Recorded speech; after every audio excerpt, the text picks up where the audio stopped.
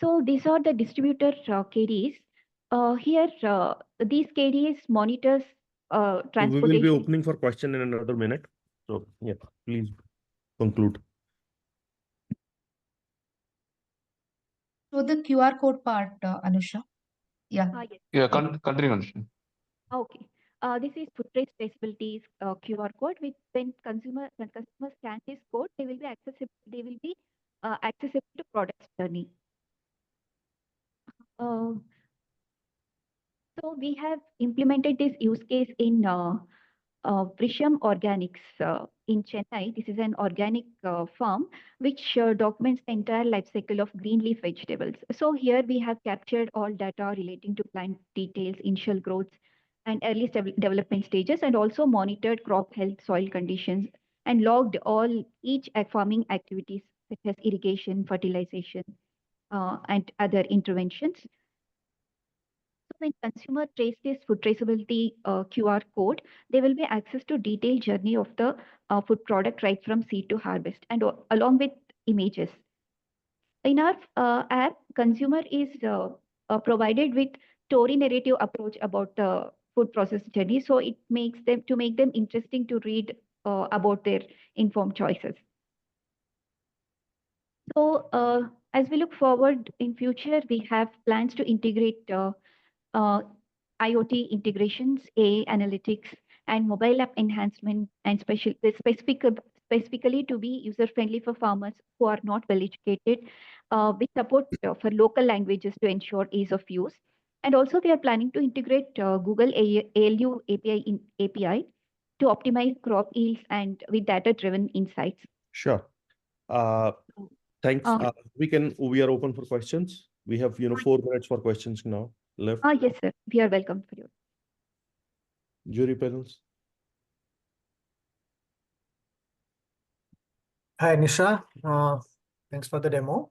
This is Murthy. Which version of the fabric are you using here? Yeah, Sanjay, what is the version we are using? So we are using a 2.2 Hyperledger Fabric 2.2 version we are using. Okay. And how is the flexibility of the architecture? Because I see it is basically for the farm tracking things. How flexible the architecture is for any other use cases in the same line? Yes, generally, we are architecture we are made not only for especially for that organic. It is any food business we can easily then integrate. Generally, we have 4 participants in the network: food producers, food processor, a distributor, and the consumers. So that all the food supply chain under this architecture only for this. So I heard like Nisha told it's a SaaS model, right? It's a SaaS model. No, it is not a SaaS model actually. Generally, it's a open source. We commercially are not entering in the market. As of now, we are working as a everyone can use the technology. That is the reason right now it's open source. Okay. So how are you is the deployment things? I mean, are you going with the scalability factor? How are you achieving this? Yeah, still it's a development stage. We are using AWS EC2 instance. There is a one single server we can use for all the pair, and also that we are upgrading for each pair have a separate server that we are going to work on the productions actually for this. Okay. With respect to the flexibility, the second one again I wanted to check is since now the LTS is 2.5 when it comes to the fabric. So how prepared is your application for the upgradation to the newer version of the fabric? Yes, currently we not yet tried for the newer version because we have a less community support in that newer version. So whatever the stable in that right now in 2.5, so we are trying that. Almost 1.5 year we have invested our time for the 2.5. If you go into again changing that, again we have a time taking process. So first we want to plan for that, go in the market, give a solution, then we can upgrade for the other version first. We're going to follow all the standard the Hyperledger for it. That's my idea on this. Okay, thank you. Thank you very much. I have some questions for the team. Yeah, please. While it was a very good presentation, I could not see the the market share, how the competition research they are doing, when are they going to hit the market, the overall features they are going to bring over a period of time, how much they are ready as of now. Say example, this product, there are many such products. So how they are going to really create their go-to-market strategy and the Yes. feasibility and what is that innovation you are bringing, right? While others are there, apart from blockchain, what else you rather? And like, I think I am going with the evaluation criteria. I could not see much of the presentation as per the evaluation criteria. So the request to all the participants who are coming, please stick to the evaluation criteria. Talk about that evaluation criteria during the presentation. That will be help to reduce questions. Yeah. See, generally, we are not in that thinking that much of market competition. Generally, we are inspiring about for IBM Food Trust, which already is they are successfully deployed in Walmart. So that they are a big players. So I think okay, the same technology, why not we going to use for that small farmers or mid you have some problem in India. So then how can sort it out? That is the reason we are innovated. But commercially, we're not entering the market. If you're getting any opportunity in future, have you created anything to see the demonstration, how it works, right?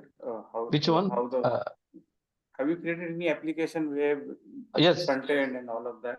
Yeah. Yes, front end we are using for that Angular. Is it a full fledged or is just a MVP, some kind of a prototype? Yeah, it's a full fledged prototype for we have done it for organic farming, green leafy. That we done it. That is first we mentioned in our presentation also. That take some sample. So we are above the time now. Sorry. Okay. Thank you, team. We'll Yeah, admit thank you for the opportunity. Thank you, Thank you. the juries and the Drop off. organizers, for giving us this Thank you. opportunity. Thank you. Thank you.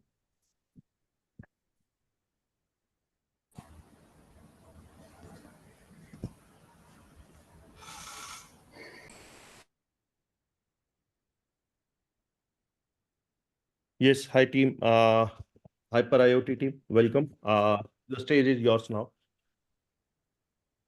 Hi, sir. Hello, team. Yes. Please stick to evaluation criteria for improved for better results. Yeah, you can start. Ramji, this is under which track? This one Supply chain is under supply chain traceability track for Hyper IoT team. Okay, thank you. Okay, let me just also.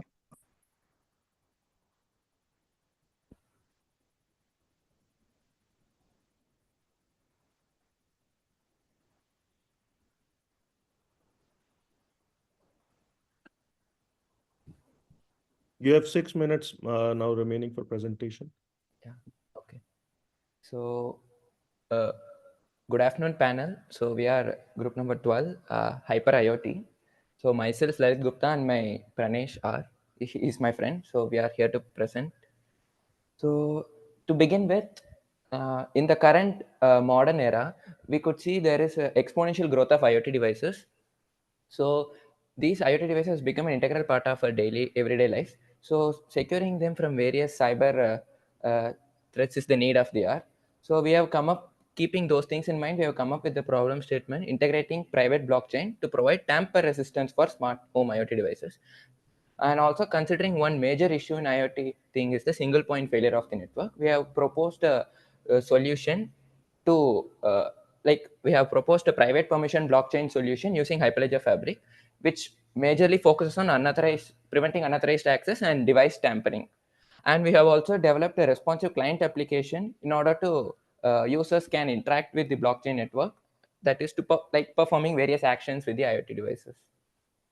So coming to the system architecture of the proposed solution. So there are two major components in the architecture, naming the client application and the blockchain network. So when a user creates a transaction, basically like performing various actions via the client application, a transaction is being generated and sent to the endorsing peers. Once the transaction is being endorsed, it is sent back to the client, and the client application sends the endorsed transaction to this order nodes. This order node creates a block of the transaction, and it broadcasts the block to all the peers, and these peers add the block to their existing chain of blocks. So coming to the network topology of the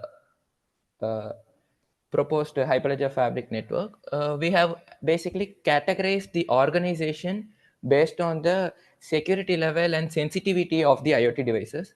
Here we have created 3 organizations naming home appliances, IntelliDevices, surveillance, consisting of each and every organization having their own certificate authority. And we have also created dedicated channels for them, and we also ensured we have created a common channel for home appliances and IntelliDevices. Example, so that few IntelliDevice like Alexa or something can trigger an action to other general home appliances. And we did not create any common channel with respect to surveillance and other organization to provide a further level of security to surveillance. So coming to the solution benefits, the 3 major benefits are preventing the tampering of the devices. So this tampering is prevented using the traceability of the interaction of the IoT devices. Next, the major benefit is preventing unauthorized access. So basically, this private permission blockchain ensures user and device authenticity. And the third benefit is the integrity. We have also ensured appropriate alerts are given for unusual transactions and customizable scenarios. So coming to the novelty, so basically one thing is we have segregated these organizations and channels based on the sensitivity and the security of the IoT devices. Next, we have also added few more additional security features on functional level, which is being implemented in the chain codes. Like we have set number of transaction limits per day per device for each and every devices, and we have also ensured there are appropriate email alerts sent to respective users. And also we can also users can set unusual transaction timings necessary whenever. And one more thing is we have also ensured we have provided role-based access to users in the client applications integrated with the network and the client application. Okay, so moving further, Pranesh will be just showing a short demo of our implementation. Good afternoon. Like we are here, this is our reactive client application, which it is integrated with the blockchain network, which is running in the background. And here we simulated our IoT devices with Docker containers. So this Docker, each and devices will be like simulated in a Docker containers. This containers, like the actions performed here, everything will be like reflected in the containers. So for example, these are some sample devices we have created. So here, like we have to invoke a value. So I'm just turning off this, like we are simulating like we're turning off a fan, which it will be reflecting in the Docker containers. So as you can see, like now I log in as an admin. So admin can have access to all of the devices and also the user management like portals. So yeah, so like and also like other users, like some minimal in minimal access to the organizations. These access will be provided by the admin using using the same certificate authorities we have created here. So basically, this app, the user using this application doesn't have to be any knowledge about blockchain. It will be look like a normal app which they can use to manage their IoT devices.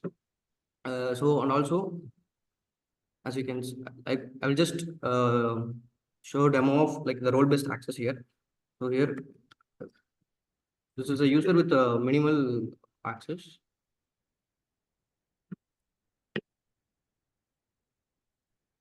So as you can see, he has only access to the home audiences. But moving on to the other organization, he don't have access here. So the role-based access is happening here, and also the register of the user and coming into the network takes part only through the blockchain. So here the tamper resistance, and also on the devices we can see the traceability through the blockchain. We can see the transaction history. This transaction history will be recorded as a transaction background in the Hyperledger fabric, but here we're just showing as a normal transaction history. So due to time constraint, like these are the some few demo here we have made here. Yeah, adding one more point, we have chosen each and every IoT device as the asset for the blockchain. So we are open for Q&A now. We only have 6 minutes left. So can we go ahead with questions? Yes, please. Yeah, sure. Okay, yeah. So first, why do you need blockchain here? I mean, I didn't understand the fundamental reasoning behind why are you using blockchain here. I mean, smart home. I mean, why do I share what is happening within my home to someone else?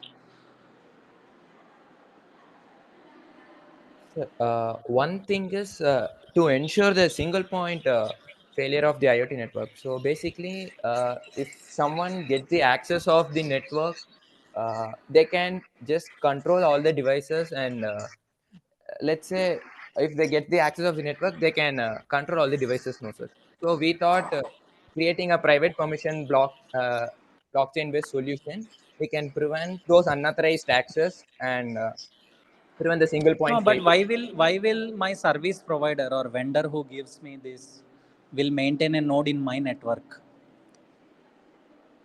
And do you think, like, say there are millions of smart homes, and what is the implication? I mean, how do you scale this eventually? Yes, so to answer that, basically, also I asked, I remember, like I hope you asked a question of why we want to share the details of our smart home transactions to the outside world. Am I right, sir? Correct. And what is the motive for my vendor? Actually, Right? sir, actually So we say you are saying that, okay, Alexa, I'm adding. Who is the vendor? I mean, you are asking Amazon to maintain one of the node in my private permission network. no, sir, it's not. Actually, since it is a private blockchain, we thought of having the blockchain and the server like inside our homes, not it doesn't go public anywhere. It is No, just that I understood. But who are the stakeholders who maintain nodes along with me?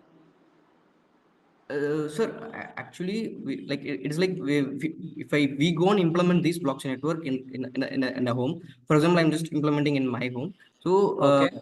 I will just create servers and implement these nodes, and I will add nodes, and also this admin can have the access to add new nodes into the network, sir. Hello. No, Pranesh, let's You not spoke with confuse. them, is it? First, who will maintain the nodes, man? All the servers are nodes. Who is going to maintain that? Sir, Sir, corresponding users. Let's say we are You having guys are there in the waiting room. Okay, fine. Anyways, I think so. You are saying all the smart home users will have their own permission, private permission blockchain. Yes, sir. But what is the need for me to maintain transactions of other smart home users? Sir, this is only for a specific user, no, sir. Not a common thing. No, I think you should shift your focus to industrial IoT rather than smart Okay. home. Okay, Okay, sir. and Okay. I don't When it see any comes to incentive for this organizational implementation. level, yeah, if we scale to organizational level, then these things will be common for an organization. Yeah, industrial IoT where some regulator wants to see what is happening Yeah, within yes, that sir. manufacturing plant or something. Yeah. Okay, but So smart that, home, I don't think okay. this is actually a viable product to scale. Okay. Yes, Okay, sir. So initially we thank considered you. a small scope. We had this in our future plan, our scope, sir.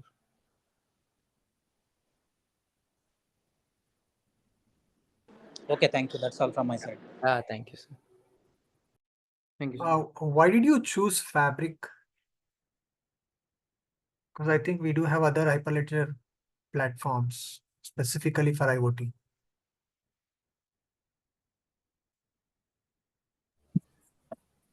So we already had some knowledge on Hyperledger Fabric, so we thought of implementing it in the use case, sir.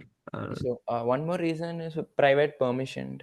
That's why to implement those role-based access and to be a private network. Okay. Thanks, guys. See, deploying transactions on public blockchain also you can make it private by not I mean, by controlling the disclosure of data.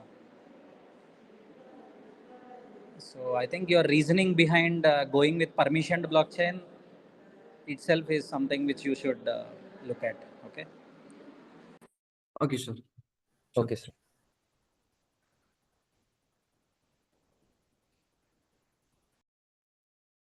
Are there any more questions or are we good? Just one more from my side. What is the benefit of the solution? If you have to say, then if you have to limit it to two.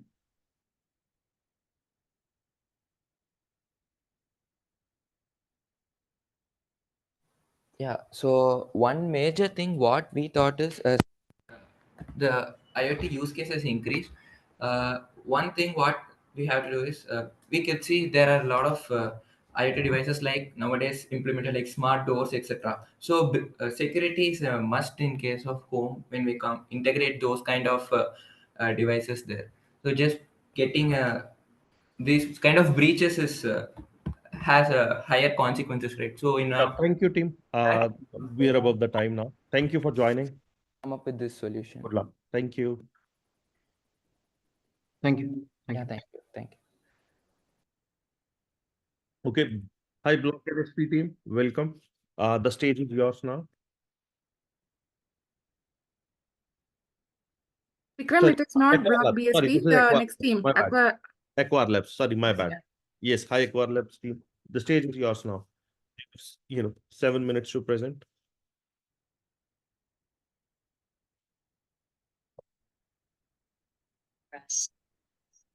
Hello, sir. Good morning, sir. Hello, sir. Good morning, sir. Hello, sir. Good morning, sir.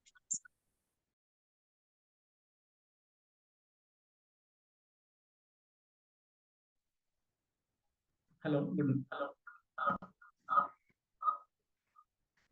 Maybe you guys are both sitting in the same room with this open.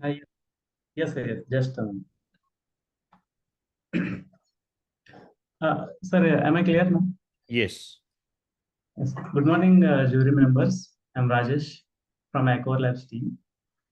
So today we're going to present on blockchain-based QR login for identity and access management. So, so shall I present my screen? Yes, we can see your screen. Yes. Okay. Okay, sir. So this is the architecture we have followed for our blockchain-based IAM. We used the B sovereign test network for performing tests and writing transactions to this ledger network, B sovereign test. And we used a AKP agent for handling credentials. And we have also designed a user-friendly dashboard. Can you show that? Yeah. So this is the dashboard we have designed to handle AKP credential management. Go to the slide. Then we have built a mobile wallet based on Credo.js, which is built on Aries bifold. This our wallet is also similar to BC wallet, Trinsic wallet, Lisi wallet, and other available bifold based wallets. Then we have used a service provider, that is Keycloak, to manage the user for user management and application management. For an enterprise, they will be having number of applications for the user to log in and use. So we have used Keycloak as a service provider, and this Keycloak in turn it will depend on IDP, which is based on simple SAML PHP. So we built a SAML library that will handle verifiable credentials in this simple SAML PHP. And this SAML library will be interacting with the verifier, which will again, this verifier will check whether the transaction is written on the ledger or not. So this is the architecture and the components that we have used for our project. Now I'm handing over to Abhishek for the explanation, like for the demo. Good morning, members. I'm Abhishek, and to start the demo to the dashboard. So for starting demo, so we need that credential in the user valid. Further, the Azure dashboard we have not sure if you are speaking. You are not audible. So you have to use the same mic or something. We can't hear you. You only have a few minutes left. Hello. Yes. Sir, is it clear now? No, so you have to speak from the same mic this guy is speaking. Yeah, sir. I'm also Abhishek speaking mic. the same mic. Okay. Yeah, we can hear you now. Yeah, okay, sir. Thanks. So to issue a credential, the user needs to be created in the issue dashboard. So for that, I will create a new user in the issue dashboard. Here for demo purpose, I will create a John SK here. So, and I will assign a work email ID to his. The user is created. So once after the user is created, we will make a connection to the issuer and the user wallet. We will make a connection to the issuer and user wallet, and it is handled by a Indisho mediator service. So to make a connection, I will create a new connection. I will select the Jonas user and create the connection. So once the connection is created, it will show a QR code. So for that, the QR code is based on the DCOM protocol. So once the user logged into the user wallet and scans the QR code here. So once the user scan the QR code, the DCOM protocol will enable the user to connect with the issuer with the peer-to-peer connection, is decentralized connection.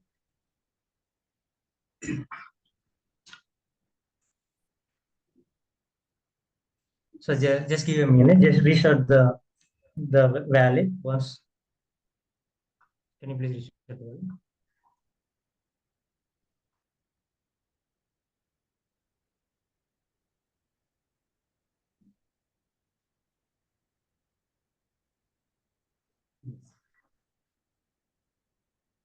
Yeah, disconnect. Yeah, I can see that the status is in field response state. So you can issue again. Yeah, I can create another connection invitation for this.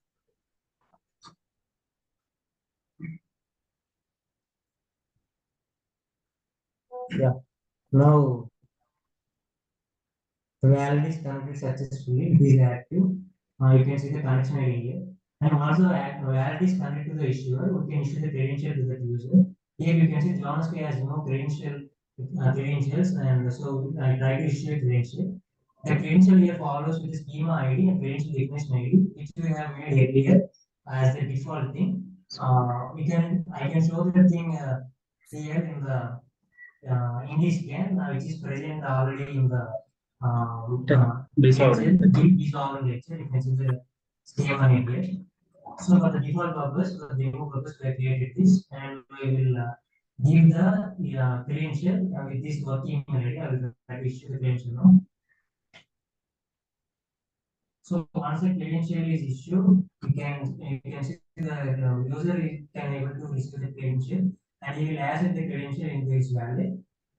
You can see the credential status is opposite. We have sent the offer. The wallet verifies that the credential recognition and schema ID is present in the lecture, and that will take a time. And after the wallet stores a credential, you can check that the credential is issued here. Once we can click the refresh button. So once the credential is issued, the user can share this email ID to log in into the IAM. So for that, we have made the IAM, which is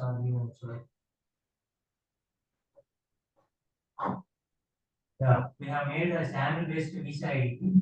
So every organization has an SSO, and the SSO is based on service provider. We have We use 30 more seconds before we move to the Q&A. 30 more seconds. Yeah.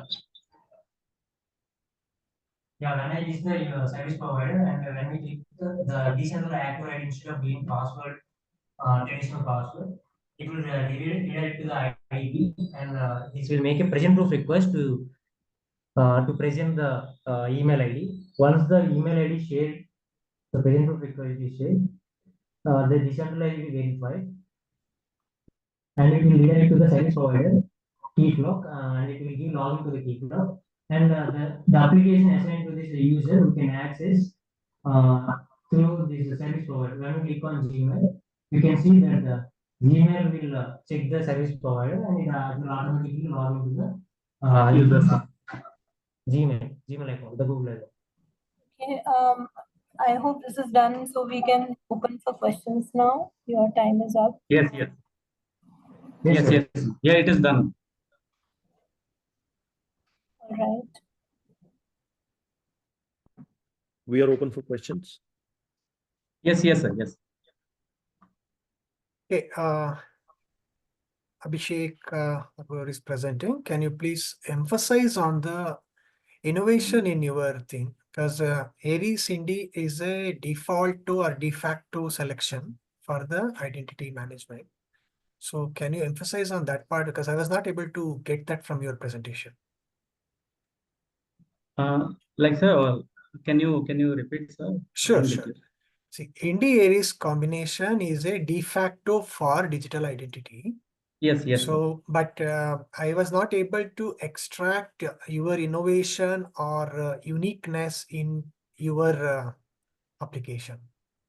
Yes, sir. So many organizations, they have their own identity providers like Okta, One Login, and different identity and access management providers are there. So what we have done is, like, this can be a plug and play, like the SAML library which we have created that will handle verifiable credentials. So that library can be included to any identity provider, so that they can use this passwordless login or QR based login to their systems, identity and access management systems.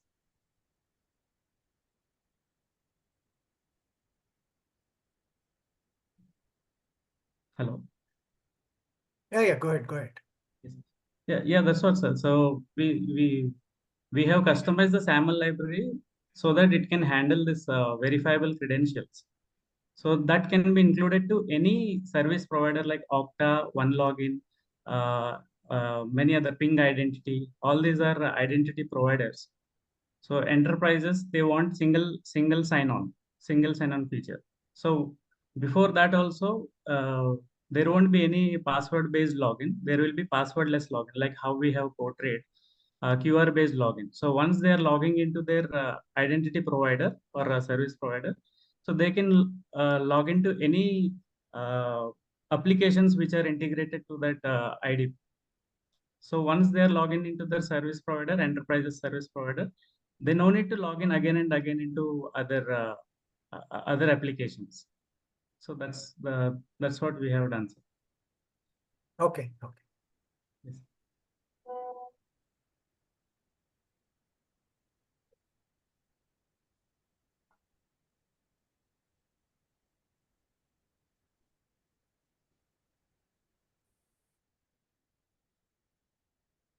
Any more questions from any of the judges?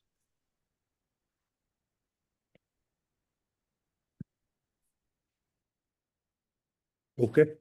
In that case, thank you, team. Thank you for joining. Wish you the best. Thank you.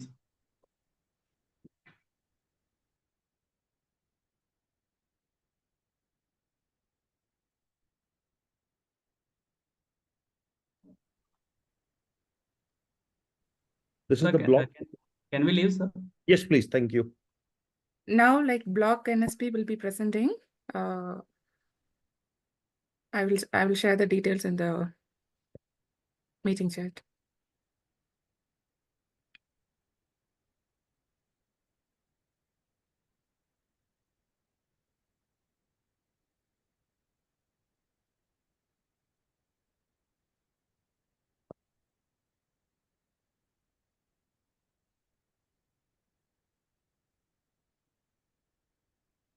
It's in the track blockchain and AI, block NSP.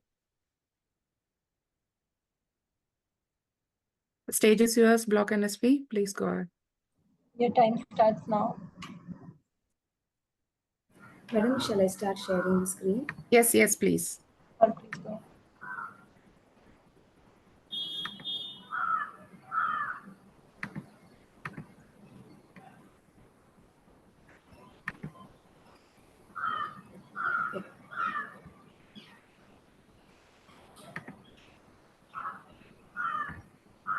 Ma'am, my screen is visible. Yes, yes, it is. We are looking at the Google Docs for now. Pardon, sir. We are looking at the Google Doc. I'm not sure if you wanted to share that one. 1 minute, sir. Sure.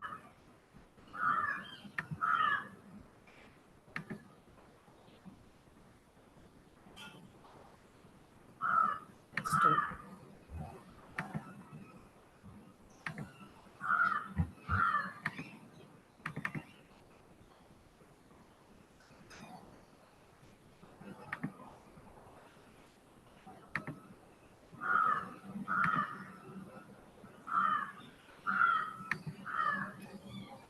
Yes, now the presentation is visible. Yes. Sir, shall I start, sir? I'm Yes. audible, sir, first of all? Yeah. Welcome one and all for the presentation on blockchain-based national scholarship portal. Myself, Lifna, faculty of Vivekananda Engineering College, and with me, the team members are Asmi Rajpal and Agarwa Hunter. With the concept of integrating a blockchain into the national scholarship portal, we approached Amit Chandra, a blockchain expert in the e-governance. Sir has around 2 years of experience in deploying blockchain solutions for the government sector. So when we presented this idea, he was very much excited as he was working in this domain and he knew the pain points which are there in the current existing scholarship portal. Now, what is National Scholarship Portal? So National Scholarship Portal is a portal which is providing a platform for the students of India to apply for the scholarships, right? So here students have to can avail government scholarships, right? And it is a part of Digital India initiatives. Now quickly let us understand the importance of this particular portal. Through this portal, as per the statistics of 22-23, around 135 lakh students have applied for the scholarships and 33 lakh students applications were verified and they were eligible for availing the scholarship. Around 1,000 crore amount was dispersed through 150 government scholarships. So this itself reveals the importance of this portal in dispersing funds to the needy students for pursuing their higher studies. Now, coming to the problem statement. So here, the government has funds, but again, it is limited resources. So they have extended the private scholarship organizations also to be a part of extending the hands to the students. So private scholarship organizations, when they are extending when they are dispersing funds to the students, they will get some benefits in the form of ATG, which is a tax benefit. Now, the students in the marginalized society, they will have to apply to these scholarships individually. So that main problem with this private scholarship is that it is decentralized. And students have to literally search for these scholarships and their announcements. And the common factor which we have observed in both our current national scholarship and the private scholarship organization disbursement is that a lot of manual verification is required. Students have to literally submit their documents, get it verified by the respective education institutions, so that the funds can be dispersed if they are eligible. So this consumes a lot of time. Now, with the Digital India initiative, the government itself has introduced a DigiLocker. But currently, the National Scholarship Portal is not availing, has not integrated to this DigiLocker. So our main objective is to utilize all these third-party APIs and fasten the process of verification, avoiding this hard copies that has to be submitted. Now, coming to the proposed solution, our objective is to integrate blockchain into the existing national scholarship portal, via which the thing is we'll be so that the private scholarship organizations can can come out of the burden of verifying these documents manually, right? And they themselves are getting a verified list. So when they are becoming up stakeholder of our system, they will be getting the approved list or the eligible list based on which they can approve the students and disperse the funds. Secondly, we will be tracking the student progress throughout their higher education so that hereafter they needn't have to run behind scholarship organizations for their educational funds. Next, there is one. There will be a list. The next is once a student gets a scholarship in NSP, they cannot apply for any other scholarship from that same portal. But the funds that has been given to them may not be sufficient to cover their admission fees. So here, the objective is to consider their application until their entire student admission fees is being covered. So a student name will be there in the list and up to the point their tuition fees is being covered. The fourth point is to track the fund disbursement through this NSP. So by utilizing the potential of blockchain, especially the Hyperledger Fabric framework. So here, the funds that is being dispersed will be secure. Fund disbursement records will be secure, and there will be a traceability as well as a transparency which is being offered by Hyperledger can be utilized. The fifth point here is coming with the integration of blockchain is that the private organizations have to. Last 1 minute. Yes, sir. Can I continue? Yes, please. It's last 1 minute. Yeah. So here, issual of the ATG certificate using the third-party integration. The highlighting point along with the Hyperledger integration is that the third-party integration. So we are going to utilize the Uday API as well as the Income Tax Department API for verifying the documents and the issual of ATG certificate. More and over and above, the DigiLocker facility will be utilized to verify the academic credentials. So the USP of this project is that the verification time, which currently takes around 2 to 3 months, will be reduced to 2 weeks. Now, moving on to the process flow. On the left-hand side, we can see all the three stakeholders: the applicants, education institution, and scholarship organization. Central, yes, sir.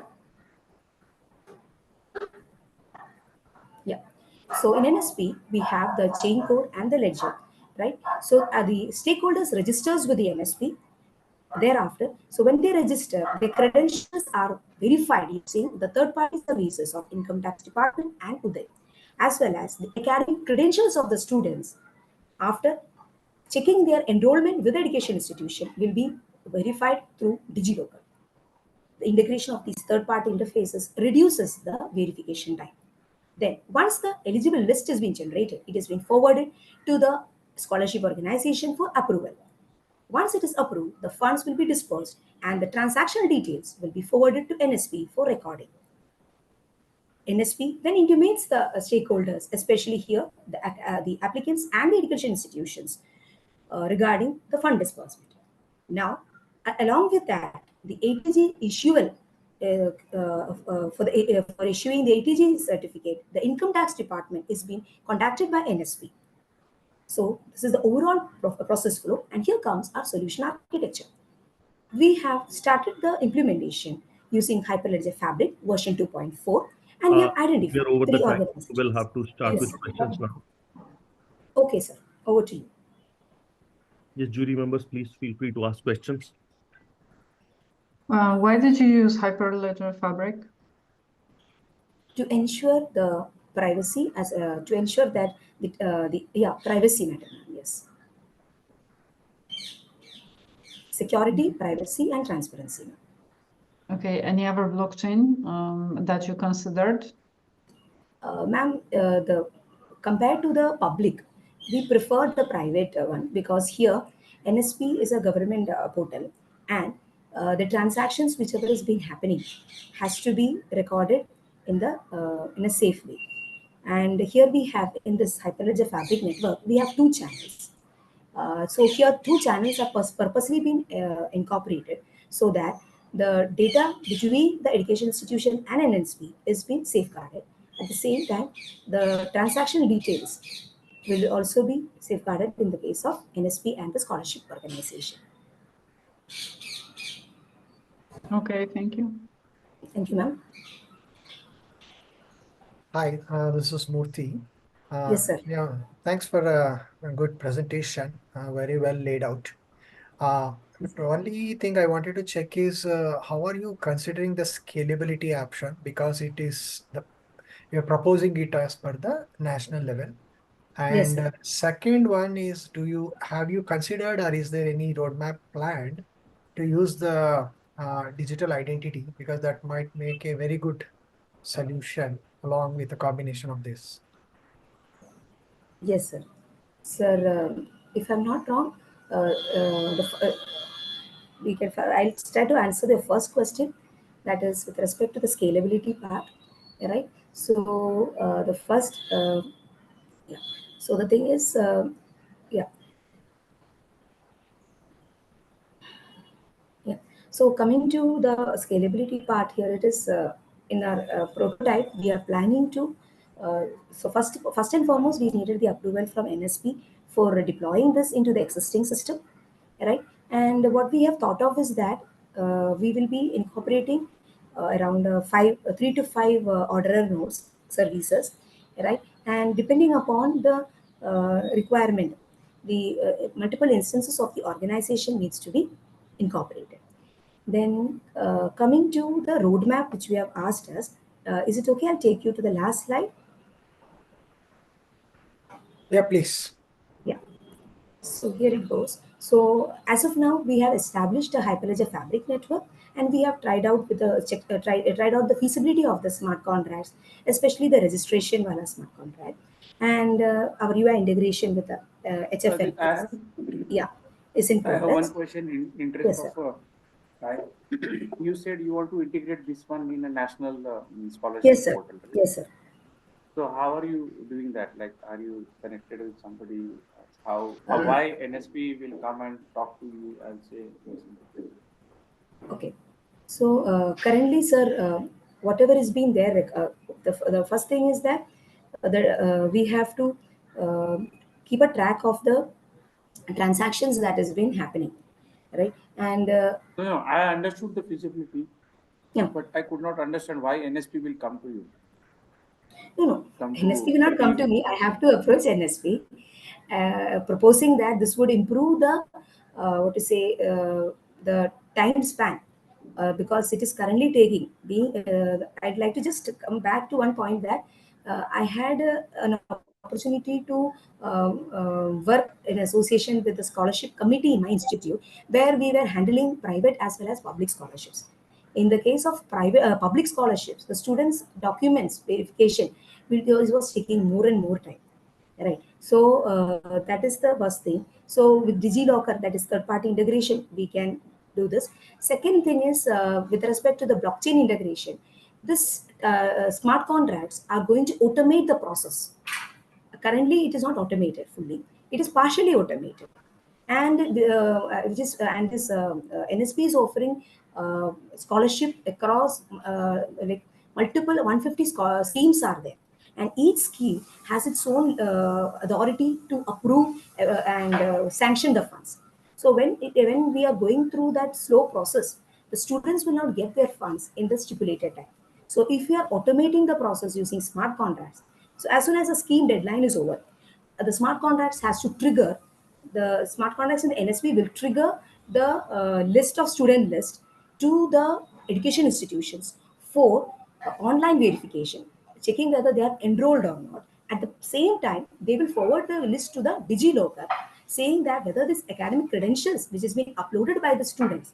So parallelly, we can do some tasks like the verification of the enrollment of the students as well as the academic credentials. So what is the benefit is that the time span, which is currently taking 2 to 3 months, will can be reduced. So that is the main highlight.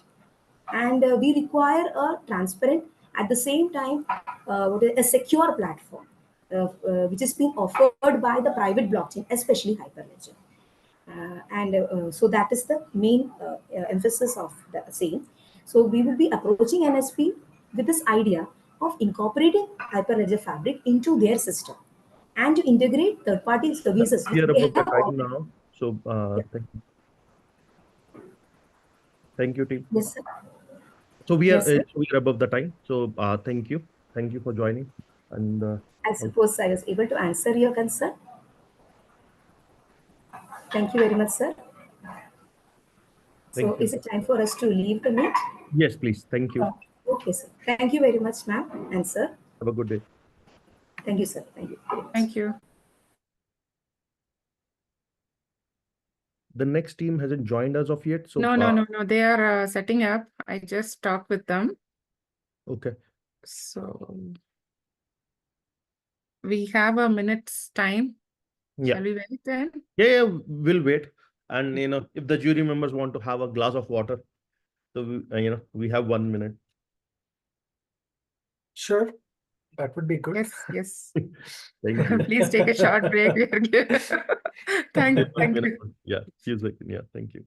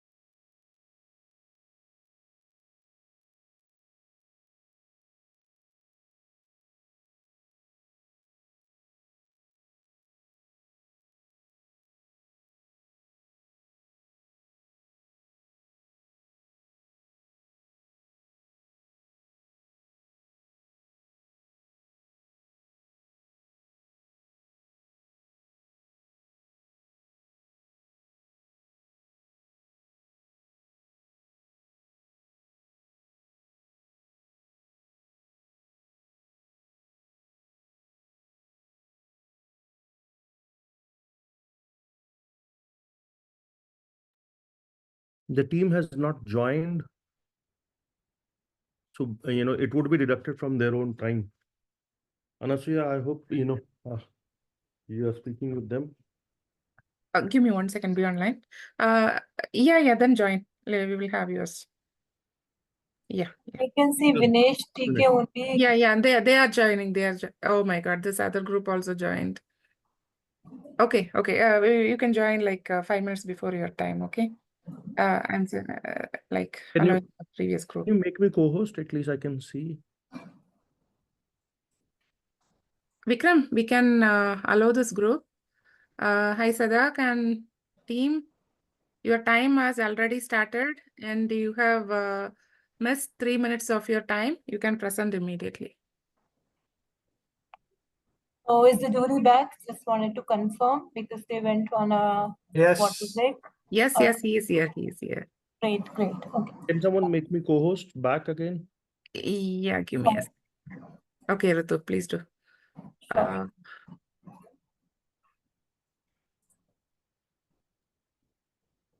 Sadak, Tawfiq, you'll have to start. It's Sadak, blockchain and AI track. Yes. Yes, ma'am. Is anyone else waiting from your team? Devang and Vinesh are joining in a bit. Just a second. I'm calling them. Yeah, no. Is it Vinesh Paralkar? Yes, ma'am. Yeah. Yes, done. You join. You have already last 4 minutes of your time. So please go ahead. You have 4 minutes left. Yes.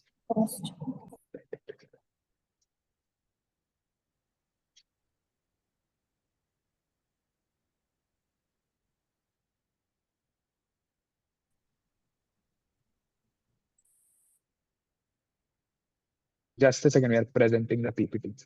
Yeah, 3 minutes left. Is my screen visible? Yes. Yes.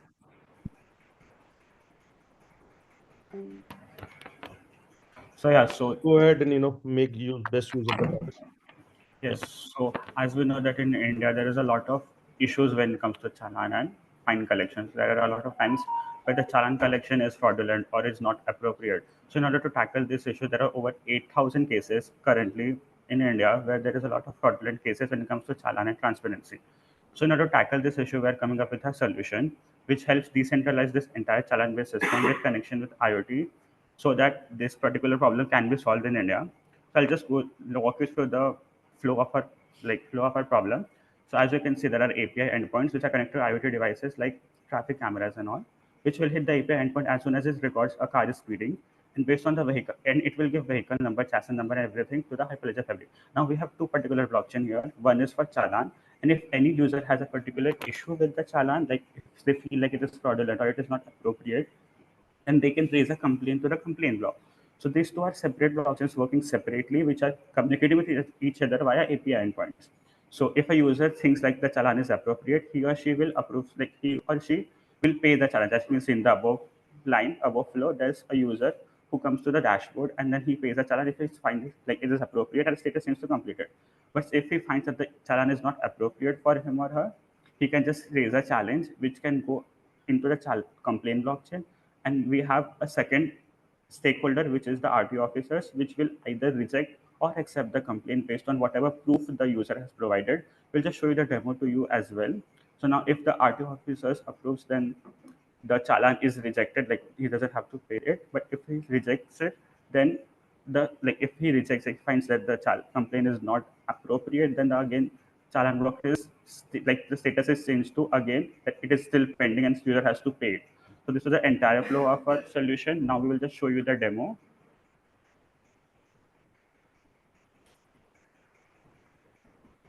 Sadak will start with the demo. Yes. Let me share my screen. Allow me. Yes. So the two different blockchains are running on two different PCs. One is running on Sadak's PC and one is running on my PC. So I'll share my screen also. Actually, both this blockchain are done using Hyperledger itself. If it's taking time, I can show you the video. Yeah, can we show the video first? Because I guess we are have 2 minutes running into an issue. Yes. Yes. You have 2 more minutes, so better show the video. Yes. Yeah.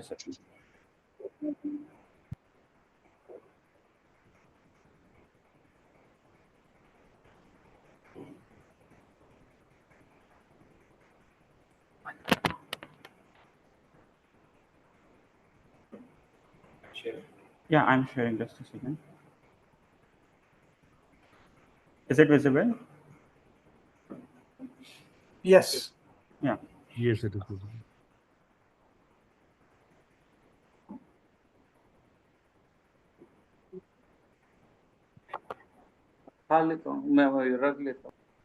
Sorry? You have few seconds left before we start Q&A. Yes, so let's just explain what is going on. So this is our UI. This is basically where the user can come and enter their vehicle number. And they can also enter the chassis number.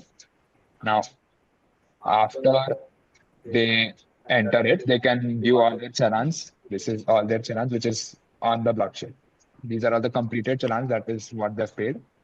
And that is the challenge challenge. So user can pay the challan. They have an option to pay it using Razor Pay Can. So when it pays, the status on the blockchain is changed and it goes to our completed challans. The other option that we have given the user is to challenge the challan. So here, first we are creating, this is the Postman API, which hits the API and this creates a challan. Initially, ideally this should be done from the IoT, but for demo purposes, we have used Postman. Now here, the user can challenge the challan. Also, when the challan is created, we also send a email to the user that the challan has been created. Now we can challenge the challan. The challenging challan requires a proof. So if the user has any proof, video proof, they can put it there. Now this is where he can see status of the challenge. Now this is the admin. Now this is the admin side where the admin can accept or reject the challans based on the proof that the user has submitted. So We here, are now open for questions. okay, sir. Thank you. We are open for questions now. Yes, sir. So I have a question. What is the reason to use the blockchain here if you have the data already centralized with the government? So in generally RTO in India, it is using a centralized database to keep all these records of challans, and it's all these challans are generated manually. So it may happen that there may be any errors in generating the challans. But while using this system, we reduce errors, and because we are using blockchain, the records are tamper-proof and are transparent. So yes. So you mean to say that if suppose a vehicle is not following the rules and regulation, the challan will be automatically generated, and who will see that? The administrator, and he will approve, and then only the end user will see the challan. Is that No, so? no, challan is generated as soon as the camera sees that particular vehicle is speeding. Like, there are But cameras, traffic cameras. it will be called as a challan only when it is approved. Before that, it is not challan. It is just a No, number. it is challan. The challenge, like if Okay. the user feels like the challan Then generated is not why are appropriate. you creating this intermediate this layer so called approve or reject? No, so that is the second part. First, this is the challan has been created using the cameras. Then the user has two options. Either the user can pay the Which challan. user? Who is this user? The owner of the car who is the owner of the car, and the challan is Okay. generated over the car. So Yeah. the owner has two So- options. Either they can Either pay the reject. Now challan. suppose he rejects, then what happens? No, so accepting and rejecting is the admin side of view. Then you are not talking about the user, right? So So the user can either pay the challan or can put the challan on challenge. Like, this challan is not appropriate. I was not I speeding. think we will discuss offline to understand this overall thing. Okay. Now the selection of a blockchain and overall scalability, how do you see that? Why? That's what another question I just wanted to understand. Yes. Considering So technical complexity, yeah. How we many also, challans will come over day? Like if yeah. So we also talked to our mentor about this, Suraj Guha, sir. So what our feedback was to, when we are generating challans, rather than putting all the data on the blockchain, what we should do is keep the data off chain or use IPFS or a decentralized database for the challan description and details, and using just the CID or the hash that the IPFS gives us, and put that on the blockchain so that the blockchain becomes more lighter. And also we are using two different blockchains. One is for challan and one is for challenges. So this automatically reduces the load because we are distributing the load over two blockchains. Okay.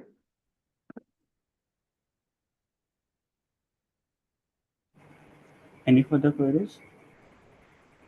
Yeah, I mean, using two blockchains, okay, but wouldn't that be addition to the cost with respect to the ROI of the implementation?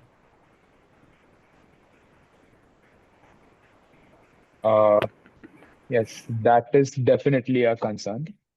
But we are using two blockchains because both of their implementations are the purpose of both the blockchains are different. So one is for just challan creation, and the other is for challenges to challenge the challan. So keeping them Are these both same? Are these both Hyperledger Fabric or the same blockchains or? No, there are two different blockchains running on two different computers. So Which all blockchains are they? they both are Hyperledger blockchains. Hyperledger Fabric we have implemented. It's two separate networks you are running. Yeah, So yeah. maybe anyhow, look, this is not part of the demo here, but I think you have to relook into the design aspects. Yeah. I'm so sorry we missed some time on the demo. But, No, I meant college, yeah. Using two different Hyperledger Fabric instances itself is not the right approach. So I think the better design consideration is required. That's what I One meant. of the future scope is keeping both the blockchain interconnected with each other so then they can communicate with each other. But that was a future aspect of this particular. Till now, we are communicating via API call itself. We just kept two different because let's say at the time the one like the challenge blockchain is not very working properly. So challenge will generate like irrespective of challenge is generating or not. Like challenge should be our first priority. Challenge can have a delay. No, Tawfiq, of course, I think as Prasanna also suggested, we can always discuss offline. Yes. But the whole purpose of the decentralization using a one blockchain network is not met here. Understood. Yeah, that's fine. Always there is a scope for improvement. Good. Yes, sir. Thanks a lot for all of your suggestions. Yeah, we are above the time. Thank you. Yes, thanks a lot. Yes. Thanks a lot, sir. I'm sorry for joining late, sir. Really Yeah, sorry. that's okay. We have ongoing lectures. Welcome team. Sorry. The stage is yours. So now it is green credits in the climate change track. So Lakshmi and Vinesh, you can go ahead. Yes, Okay. thank you. Thank you. Previous team, please, you can log off the meeting. Yes, ma'am. Let me share my screen. Yes, please.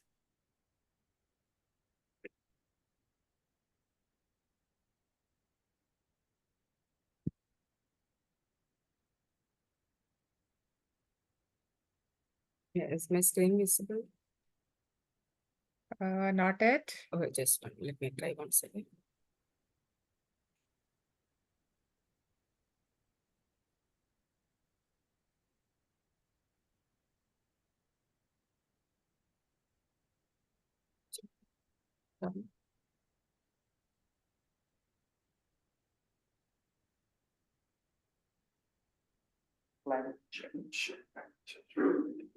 Yeah, is it visible now?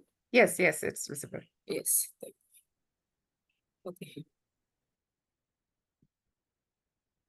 Can I start? Yes, go ahead. Your Yeah, time thank already you. started. Yeah, okay. Yeah, thank you. So good morning to all. Myself Lakshmi, and I am part of the team Green Credits. And my teammate, Mr. Vinesh, is also available online. So our project, that is Green Credit, which is a blockchain-based application for mainly for managing carbon credits. So as you all know, climate change is one of the major challenges we are facing nowadays. So this carbon emission is actually the primary cause for global warming and other extreme weather conditions. In order to reduce this, the various authorities have introduced the concept of carbon credits, which are mainly the economic incentives given to organizations, companies, and individuals in order to reduce the greenhouse gas emissions.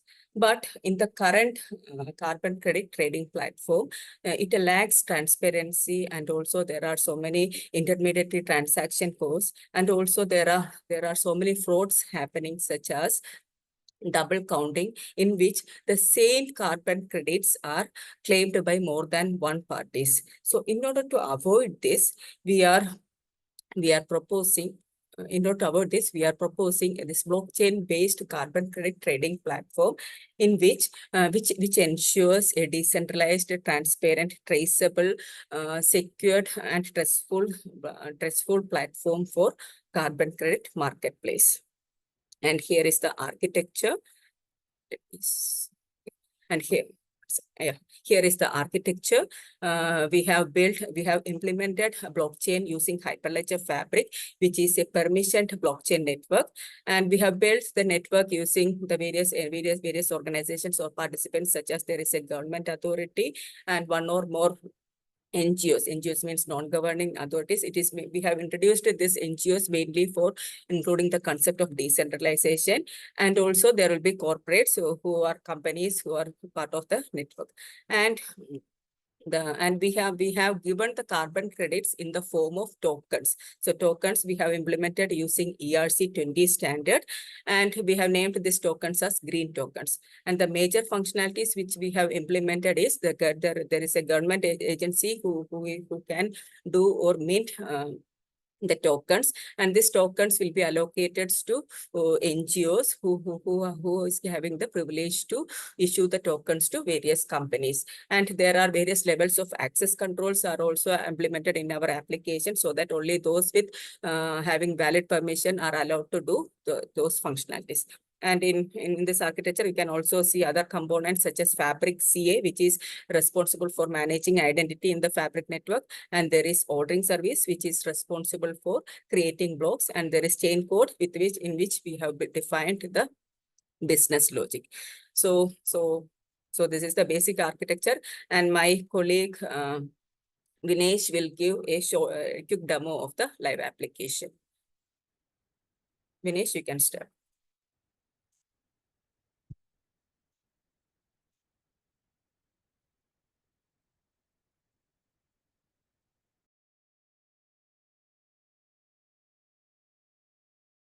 Vinesh, you are muted. Hello, Vinesh? Yeah. Can you hear me now? Yes, yes. I'll show you a quick demo on our application. So I have already started the Fabric network and also installed the chain code. And also I have the application as well. So our application is running at localhost 8000. So this is our landing page for the application. Okay. So from here, the organizations can log in. Okay. And here, as Lakshmi mentioned, we have multiple organizations as part of this network.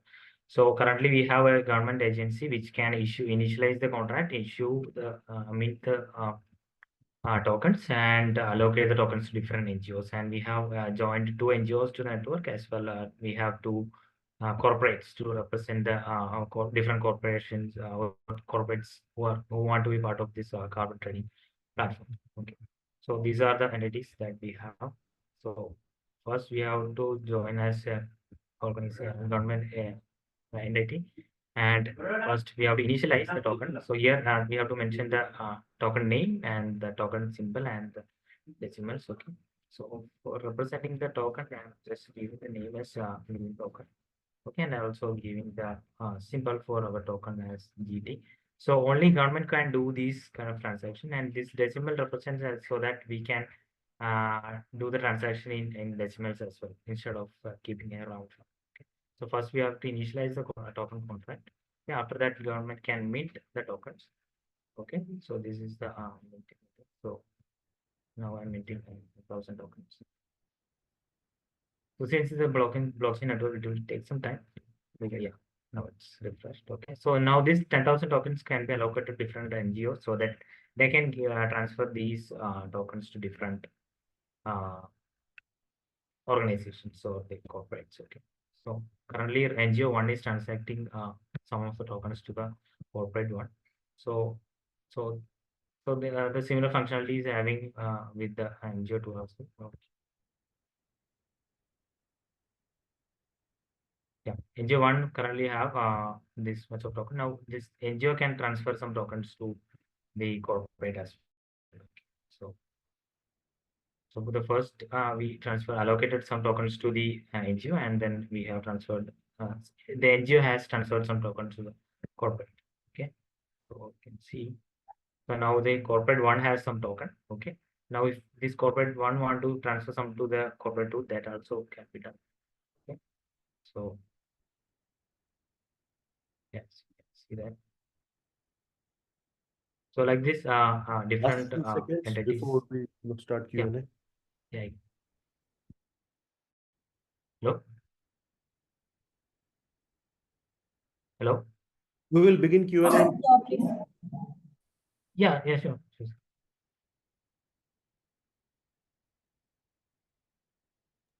Okay, we are open for questions now.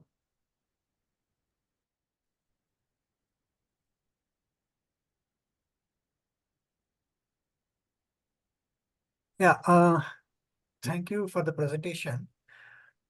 I mean, the basic thing I wanted to understand is, of course, I am not seeing what is the innovation you have done in this, because I think there are many companies who are already in the market and which is already in production.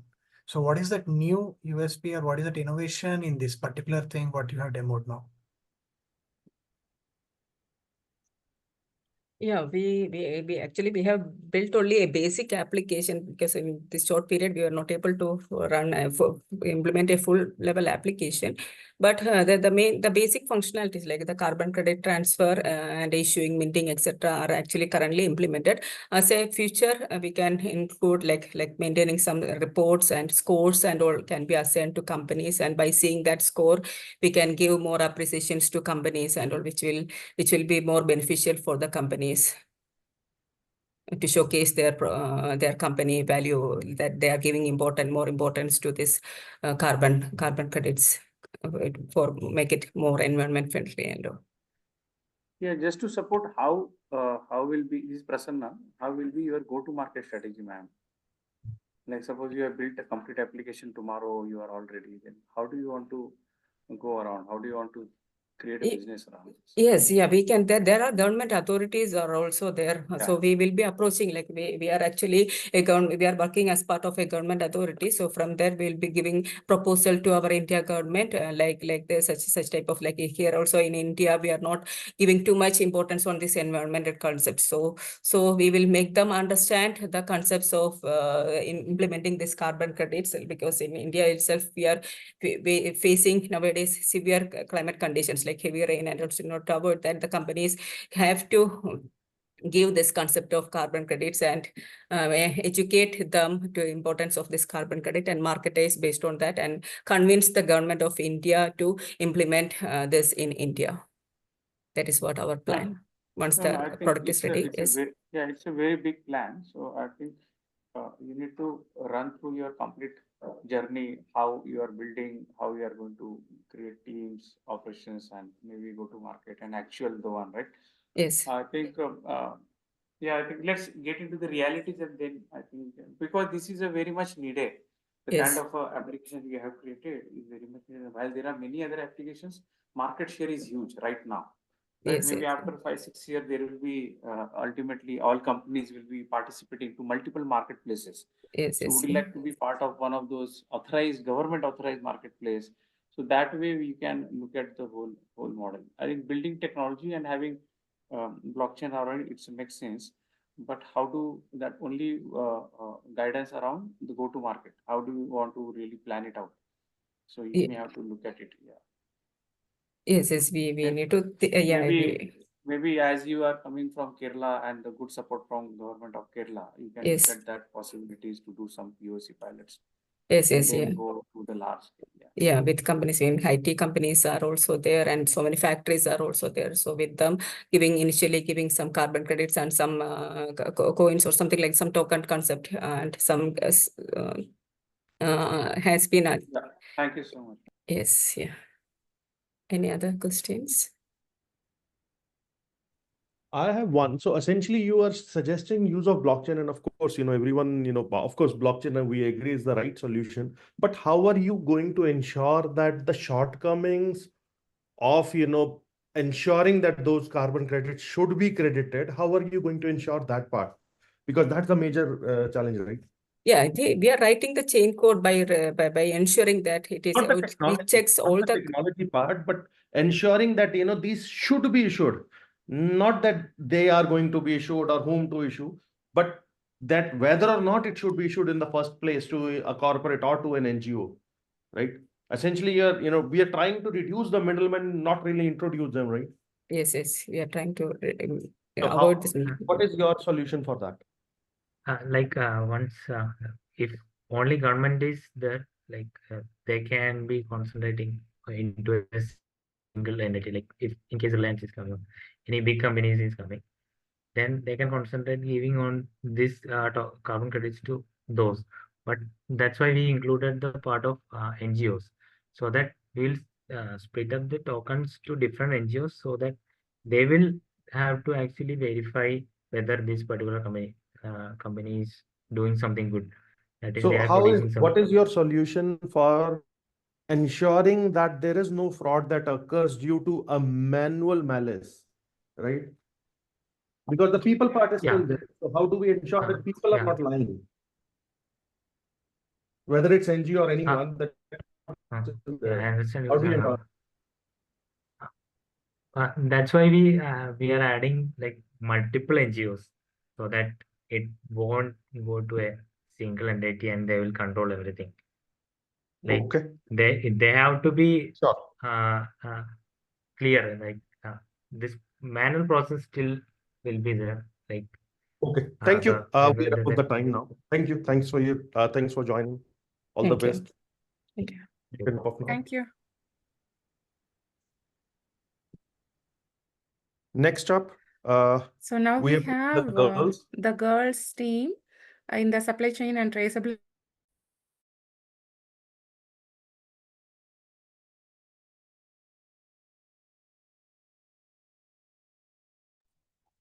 Continue. In the supply chain traceability, these are the team called the girls. Netra, the floor is all yours. Okay, thank you. Hello, everyone. I hope I'm audible. Yes, you are. Okay, that's great. That's great. Okay, I'll just start sharing my screen.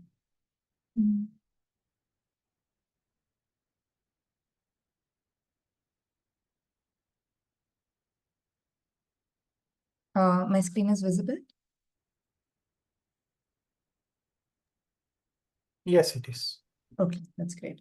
Okay, so yeah, basically, what we thought of when we heard of the possible problem statements for this hackathon, everybody has been hearing about sustainable fashion, how fast fashion is really bad for the environment, how they have like unethical practices when they're making their products. We wanted a solution which helps us prove the sustainability of any given fashion brand, because as you know, the environmentally conscious brands, is always a premium that is charged. So as a consumer, we want to know that that is actually worth it and it's going to something actually helpful for the environment. Yeah, so basically that's our solution. It's called Fashion Chain. It's a supply chain solution for sustainable fashion. Okay, so yeah, team members would be me and Tanushree, but she's traveling, she won't be able to join. So I'll be doing this presentation. Yeah, let me just skip to the crux of our solution. Since throughout the supply chain, there are so many entities in the fashion supply chain, from raw materials to manufacturing, wholesalers, retailers, consumers, finally. There are so many links and things can go wrong, or things can go wrong at any stage. We wanted a solution for complete traceability. If the brand is saying they use say a certain grade of cotton or ethically produced cotton, we want to certify that that is in fact what they're using and that's what they're selling to the customer. So yeah, this is a solution. Okay, so if you can see my screen, there's a sender A, receiver B, and delivery entity D. This is basically a solution that would happen between any two entities, consecutive entities on the supply chain. For example, between the raw materials and the manufacturer, for example, just to take an example. And yeah, so when any sender is sending a product, first they have to upload the details of this product onto the blockchain. the delivery, since it's a sale that's taking place between sender and receiver has to pay the amount that's the value of the product, and that will remain in escrow until the delivery is complete. In addition to this, we also have a delivery entity, right? That's carrying out the transportation, for example, from the raw materials to the manufacturer. That person will also have to deposit a certain stake amount, which is a small amount, like 10%, for example, and they would get that amount back once the product reaches safely. So essentially, let me tell you the steps. First, the sender uploads the verification values of the product. The receiver puts the stake amount into escrow, basically, which is the value of the product. And then the delivery entity collects the product and they put their stake into the smart contract. And after that, the delivery happens. The receiver confirms that the product is authentic using the verification values. After this, the seller receives their amount and the delivery entity also gets back their stake amount. So yeah, by introducing a concept of like where we have a monetary thing, like there's basically like a monetary incentive in order to behave ethically and with accountability. We have that accountability, and since it's on blockchain, everything is tracked, and we have full tracking of like if anything were to go wrong, where has it gone wrong, and so on. So yeah, that would be the main part, and our intention is for this process to be replicated across the supply chain between each link. Example, between raw materials and manufacturer, manufacturer and wholesaler, wholesaler and retailer, so on. Yeah. Okay, this is the, yeah, this would be our algorithm. This is just the same thing that I explained. The sender puts the verification values of the chip on the chain. The deal is agreed and the process is started. B transfers the amount. The delivery entity deposits the stake amount. The product transfer takes place. Verification happens, and stake amount is returned to D, and full amount is transferred to A. Yeah. So if you're wondering where do these verification values come from, we have several brands and solutions for this, which actually do like fingerprinting of products. Whenever even something as simple as raw materials, they do like chemical fingerprinting so that they have a unique identity and it can be verified throughout the supply chain. There are so many solutions for this. I mean, even something as simple as a QR code could be used, but there are a lot of like specific solutions for the textiles and fashion industry. Okay, coming to the benefits of this, we have complete traceability, transparency, and accountability throughout the supply chain. There is no room for any error or for anything to go wrong because it's on blockchain and everything is, there's a solid record of everything that's happened. Since the raw materials provenance is visible throughout, it promotes ethical sourcing, and it ensures that basically a brand is not simply greenwashing. They're not saying they're doing a certain thing and actually doing something else. It is giving a certain credibility. And finally, it increases consumer awareness. When the consumer is like, assured that all this is happening in a certified way, certified by blockchain, brands would be forced to adopt more environmentally friendly practices. Essentially, where do we see this product being adopted is for any sustainable brand, or even it does not even have to be sustainable. It could be any brand that just wants to show that they are operating ethically. And yeah, it could be used by certification authorities. For example, there are a lot of certificates given like to prove that a certain brand is environmentally friendly. So yeah, it could be used by organizations like that in order to, completely trace everything in a convenient way and in a very credible way. So as far coming to the novelty, as far as we've seen, there haven't been much use of blockchain in the fashion industry or sustainable fashion industry. And also something that we found to be novel and we didn't see it anywhere else was incorporating escrows and stakes, especially from the side of the delivery entity. I don't think we saw that anywhere else. So coming to the demo, basically that was actually running on my teammate's system, and she is out of town. I do have the recorded video if I'll go ahead and show that. So here, if you can see, there are 3 tabs open. Those are for 3 entities on the supply chain.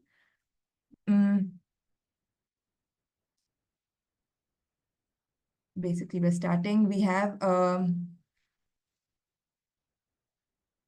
sorry. You have a minute to show, then we'll open it for questions. Okay, then. I think I'll skip the demo then. It's essentially just what I explained. I'll go ahead to like our future plan. Yeah, so what was in the demo video was the upload of the product onto the chain along with its verification value. Second, the product transfer from one entity to another. And third, the final verification process before the amounts, the monetary value is transferred. In the future, what we want to do, how we want to improve this is, first of all, we want to benchmark our solution, come up with some, solutions like, for example, using Hyperledger Caliper to give an estimate of how much time it would take, how much, how the performance is, all of those things. And second is to go over the needs of the fashion industry and see exactly where it can be adopted in specific. That's it from my side.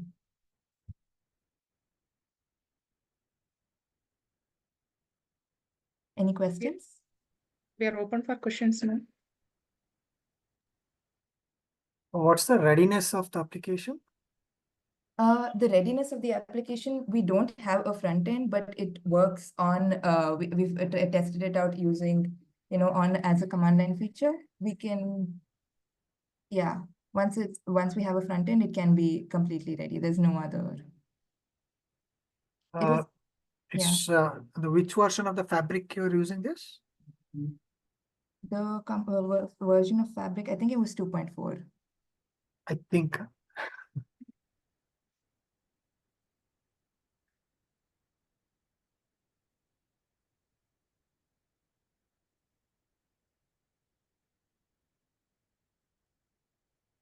So you're not ready for the pilot yet.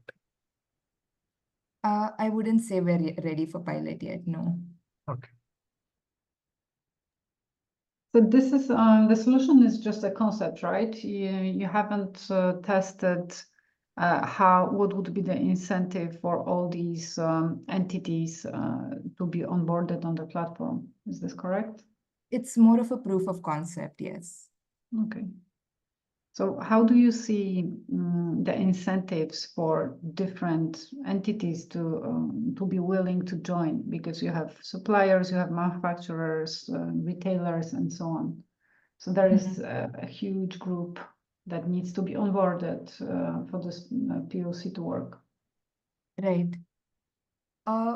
What we see is that for any entity, in fact, on the supply chain, the main thing is that it would add credibility for them. And like we said, the certifications, right?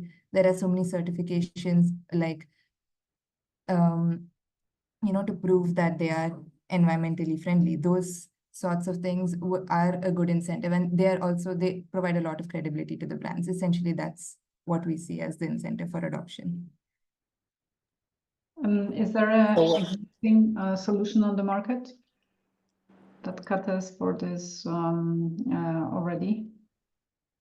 As far as we've seen from our research, we have not seen any such solution. The use of blockchain in the fashion industry is pretty limited as of now. Yeah, but have you done the research outside of fashion? Because this solution can be leveraged in any industry. That's fair, yeah. There are supply chain solutions using blockchain in different industries, for example, pharmaceuticals or food. But the novelty would be the things like the escrow amount that does not exist in any other blockchain-based solution. Okay, thanks for the answers. And what's your take on the volumes? Because see, apparels and fashion, right? It will have like at least 100,000 to million kind of units across. Right, If you right. take like say Aditya Birla or ABFRL or any top manufacturer, they'll have like say 60 lakh units Yeah. over a period of time. So It- given the it- transaction throughput and the potential transactions across the value chain, Right. so what's your analysis behind picking up Fabric, Right. whatever? Yeah. I mean, it's fair that there would be a large volume and there is a certain transaction throughput involved. Either the solution to that would be to group things. For example, like instead of, having each apparel piece fingerprinted, it could also be done in like, this crate 1, crate 2, things like that. Grouping would be one solution. And also, yeah, it's up to the brand at the end of the day if they feel that this is worth it for them, for according to their scale. And, we haven't looked into optimization yet. That would be done as a next stage if, seeing how it would scale up on a very large scale. And beyond distributors, right? See, I understand the e-commerce or direct to customer channels. Right. You can bring them onto blockchain. But if you see the apparel supply chain as a whole, right? So Right. till distributors, you have extranet applications where the secondary sales data and all that data is anyways intact. Okay, I mean, the existing ERPs are already able to capture that. But beyond distributors, the retailers, there are authorized retailers, but still there are unorganized retailers who get directly sourced from distributors or wholesalers. So how do you bring all of them onto the, onto blockchain, right? So even if few of the, or a part of the ecosystem doesn't come onto blockchain, still that becomes a weak link. So It what's your does. strategy for that? It does become a weak link. Okay. So just to clarify your question, you mean that apart from the authorized retailers who are receiving the product, there would also be other people who just buy it directly and try to resell Correct, it? right? Yeah, because if you take apparels, you can get a, say, apparel from the authorized reseller, right? Or retailer, Yeah. brand store, but also from third-party stores, right? I think, Say West Side, or you take retail, I mean Reliance retail, yeah, or you take other brands like say Unlimited, right, right. Pantaloon, right? See, there are, so obviously these are the weak links in the system, right? They, Unless until you bring end-to-end stakeholders, I get obviously you. you are not Yeah. closing the loop. And if you are bringing the existing stakeholders who are already very well digitalized and all, already extranet applications are doing the job. I think, like you said, brands like Reliance, Trends, Westside, so on, they sell so many brands of clothing, right? It would be even more of an incentive to places like that, because they could brand as, selling sustainable clothing and so on. It would be a great help for them, I think. It would just boost their whole image. So I think brands like that, definitely apart from the authorized online resellers, online retailers, even these sorts of, stores, third-party stores would also have to be brought under the thing. And yeah, as you said, there So are are. you expecting retailers also to maintain nodes in the network? Aravind, sorry to interrupt. We have already crossed the time. Okay, okay. So Yes. no, just make it quick. Yeah. I'm sorry, you were saying something? So are you looking to also make retailers to maintain nodes in the network? When it comes to retailers, they would be expected not to maintain a node as such, but they would have to be a participant and upload transactions. Retailers are more of a last link, so whatever they receive, that's what they have to verify. And from that point onwards, it's like not necessary as much. Okay, thank you. That's all from my side. Thank you. Thank you so much. Thank you all for your questions. Thank you. So next we have Simplify Softtech team in the supply chain and traceability track. Harini, stage is yours. Netra, you can log off, please. And Harini, do you want me to allow that another Harini login is there? No, Nisha, this is fine. Yeah. And please be little louder. Hello, am I audible? Yeah. Yes, it's good now. Okay. Yeah, go ahead. Your time starts now. I'll share my screen. Yes, please.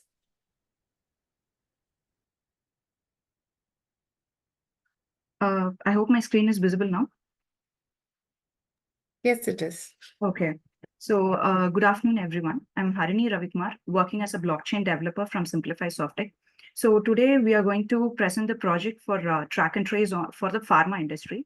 Along with me, I have my team members, Prashant and Shrikant, who have also worked on this hackathon project, but unfortunately they couldn't able to join here today. So There is a small correction. People would have worked, but there is only one registrant for the hackathon. That is only your name. correct. Actually, like they forgot to register in the portal. Yes, They it have missed seems. Yeah. Go ahead, please. Yeah, that's right. Okay. So the challenges that we are currently facing with related to the pharma industry is that, so basically, like if there is any product that we are transferring right from the raw material till the product reaches to the hands of customers, we couldn't find any traceability of that product. Let's say if there is any counterfeit drugs, or if there is any expiry related issues or any damage for the product, it was very hard to figure it out when it comes to manual processes. So this is this is a major issue that we are facing not only in pharma, but even in any of the industries we can take. Lack of transparency and traceability and regulatory compliance challenges as well. So in order to get rid of these kind of issues in pharma industry, we have come up with this solution called Hyperledger Fabric blockchain-based supply chain system, which ensures us the traceability and the authenticity of the product right from the raw materials. Let's say like from where the manufacturer is procuring the product, the raw materials to generate the product, right from there till the product reaches to the hands of the customers. We can do the entire traceability in an streamlined and in an automated process. So this is the solution that we have proposed, and this is the architecture that we have created for this solution, for this use case actually. So talking about this architecture, we have four different roles when it comes to this track and trace pharma. One is manufacturer, distributor, pharmacy, and the end user. So for every organizations, let's say for manufacturer, we have a separate dashboard login, and the similar goes to distributor, pharmacy, and user. So every users will have a separate login IDs. Through that login ID, they can log into their portal. So when they log into their portal, like let's say the manufacturer will be generating their product first of all. So to do all this process, like login, generation of the product, and all those things, this will be this will be done by an API gateway, which is the Node.js SDK level. That will be sent as a request to the API gateway through the Node.js middleware application, where MongoDB will be acting as an off-chain database. So once the request has been sent through the Node.js layer, it has been received to the backend, which is the Hyperledger Fabric network, which is running on the Kubernetes environment. It can either be on Docker, or on Kubernetes. But since Kubernetes is a better way in implementing the track and trace or these kind of traceability solutions when compared with Dockers as well. So here, talking about the Fabric network part, as I already mentioned, we have three organizations. One is pharmacy, manufacturer, and distributor. So each organization carries two peers each, and parallel to it, they have two Fabric CA configurations, and they have couch DBs for each peers. The couch DBs are configured for each peers, and the smart contracts are also deployed on the peer. So basically, like right now, we have deployed the smart contracts on the native deployment level, which is on the peers. Currently, we have three different smart contracts. One is for the manufacturer to carry out the manufacturer role, the other smart contract for the pharmacy, and the other smart contract for the distributor. So along with this, we have the orderer setup, which has the 5 node orderer level. And the orderer, as we already know, that is responsible for storing the transaction in the order in which the transaction happened. So this is the overall architecture that we have proposed for this track and trace use case. So next, talking about this, I'm like in a detailed manner about this entire application. We have the manufacturer. So let's say the manufacturer will be logging into the portal, which we can clearly see. So this is the manufacturer portal here, where we have this particular tab called register product. Here, let's say if I wanted to register a particular drug, let's say if it's Dolo 650, I can register it here using the registered product name by giving the company details, GTI number, and all those things. So once I register all these details, I mean, like I can add the product images also. So once the product images has been uploaded on it, the product will be generated. Now, let's say I have a product called Tylenol and I have registered it. So once the registration is done, I have to create the batch. So basically, what does the, I mean, like the process of having the batch is that we are sending this particular product in a bulk data, in a bulk format to the distributor. From manufacturer, we are sending this product in a bulk to the distributor. So for that, we are creating this create batch, and we can select for now, it's just one select. So let's say I can select Tylenol, and this Tylenol product will be transferred in a batch format. We can mention how many data, like how many batch we want. And once that is created, we can see that in the batch listing area. So basically, like these are the batches so far that we have created using the product that we have generated.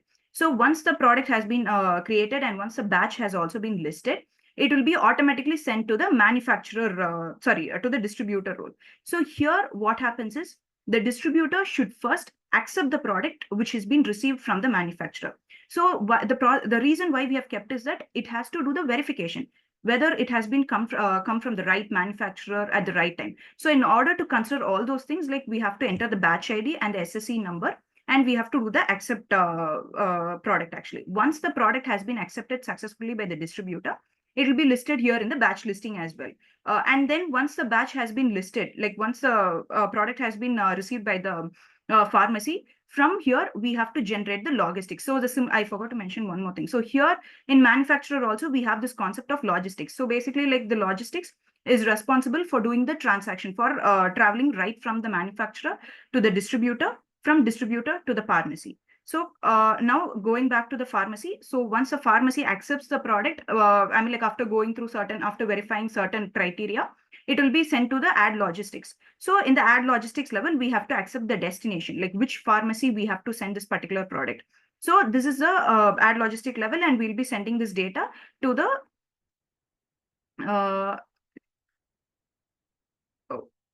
okay, so it will be sent to the pharmacy actually. So a similar way in pharmacy also, I think I couldn't able to move this. Okay, yeah. So in the pharmacy also, we can see the same things, like where the pharmacy will be accepting the product from the distributor. So once it has been successfully accepted, we can see the total batches that has been accepted by the pharmacy so far. So these are the total batches that has been accepted by the pharmacy all these days. So parallel to it, we have the QR code, in which you can use a mobile application to scan. I mean, like you can use our mobile phones to scan this QR code. And this is how the QR code details will look. Once you scan it, you can see the batch number, the GTIN number, serial number, and also we can see the mapping, or the map of the transaction, like from which location it has been sent, or currently where the product is. So we can see all this kind of details, the expiry date, everything. All this kind of details will be visible here in this QR code itself. So from the pharma, now the product has to be reached to the hands of customers, where the patients or the customers, we can call it anyone. So those customers can come and they can get the product from the pharma directly. So all those details will be visible here in the cell, and the total number of products that has been sold so far. So all this. Your time is up. Just quickly wrap up. Okay, sure. So this entire process will be carried out by the, I mean, like we can watch all these things in the QR code layer itself. Now, I wanted to mention one more thing. So the advantages of using this kind of track and trace, I mean, like in blockchain based application, is that we all know it's an immutable data. Once it is stored, it cannot be moved out anywhere, or it cannot be edited also. It is, and nobody can try to tamper the data. So this is the biggest advantage when it comes to going with the track and trace in blockchain based solution. And especially we all knew Hyperledger Fabric. So Hyperledger Fabric is a private blockchain network where it is accessible only within a particular enterprise based network. So that's the main reason we propose this. And one more uniqueness which we have considered is that, like, it is not just restricted only to pharma. We can utilize it for any different industries as well. Any food chain, or even to any stationery or whatever. We can utilize it for any different industries as well. So this is our proposed application. So that's it. Okay, open for questions. Jury, any questions? Have you tested that with the real case entities? Sorry, I couldn't hear you. I'm sorry. Have you tested the solution with, have you onboarded any real organizations? Okay, so you're asking, are these any real organizations? Yes. Yes, we are currently using it for a production-based application. I'm like, it's a production-grade application. So we are currently working on it. Okay, so you have real customers that are using the Yes. solution, correct? Yes. Okay, thanks.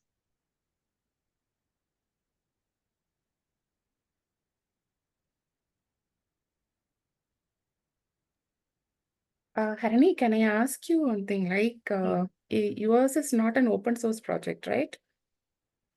Sorry, It is your company project. Am I right? correct. We are doing it for a client actually. Yes. Yeah, okay. And how it is different from the pharma chain by KBA? Because Okay. they are also doing the same, like, and it is an open source project. Okay. Okay. See, basically, like we wanted to do is that like it's see, of course, it's for a particular client, but here we can utilize it like a plug and play kind of a setup. Like you can add few more fields in it. Basically, the structure is same. The smart contract level, the core structure is completely same for whatever industries we can take. Other than that, it's just the small field name changes. That's it. So you can utilize it even for food industries, like other food chain, like like halal and all those things. You can we can do it for other Okay, also. you are doing it as a generalized solution, right? Correct. That's It's a great. generalized That's solution. right. Correct.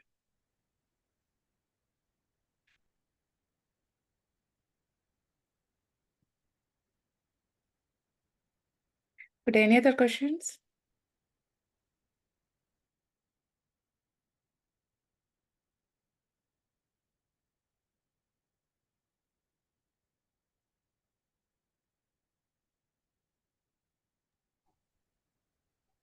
Okay, we can wrap up early if there is no question.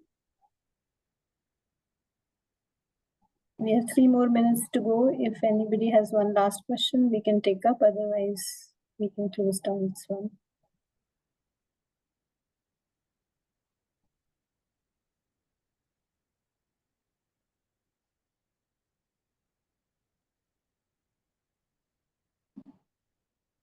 All right, I think we can ask the next team to join in then. In that case, I don't think there is any more question. Okay. So can I drop off? Sure. Yeah. Thank you. Thank you, everyone. All right, thank you. Yeah.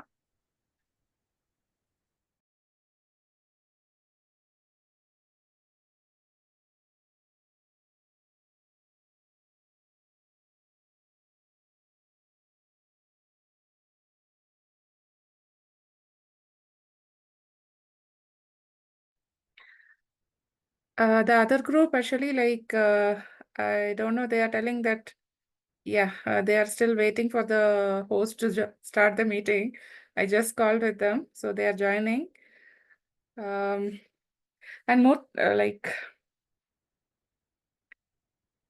so I suppose after this project, the next project is also going to be the same thing, like what the current Simplify Softech team that they have presented.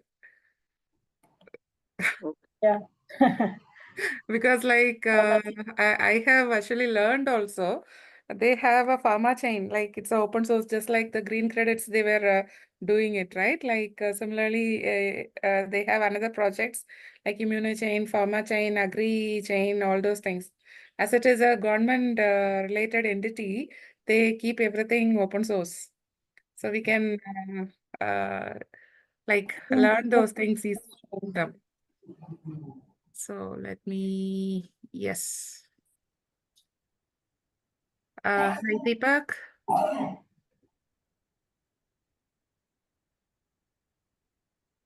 Now he has joined. Yeah, Deepak has joined, and there are 2 more people. I don't know that they are joining. So this is Team Pluto with the track digital identities. So there is, apart from supply chain, someone else is there. So Deepak, Yes, anyone ma'am. else is joining? Joshua or anyone? Yes, ma'am. We have now joined in mobile, and I guess we are having some issues while joining in laptop. It Oh. says the host has joined. We've let them know you're here, but we are in the room. Hyperledger Foundation's No, personally. no. There is no one in the waiting room. But it is loading. Yeah, Now I Joshua. can Yes, I enter see Joshua. You can set up. Make it fast. Your time has already started. Yes, ma'am. 2 minutes. 2 minutes. All right, I'm starting your time now.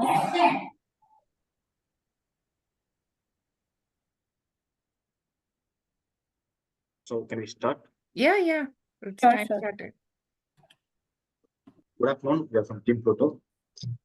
We would like to present our project on an event management system using Hyperledger.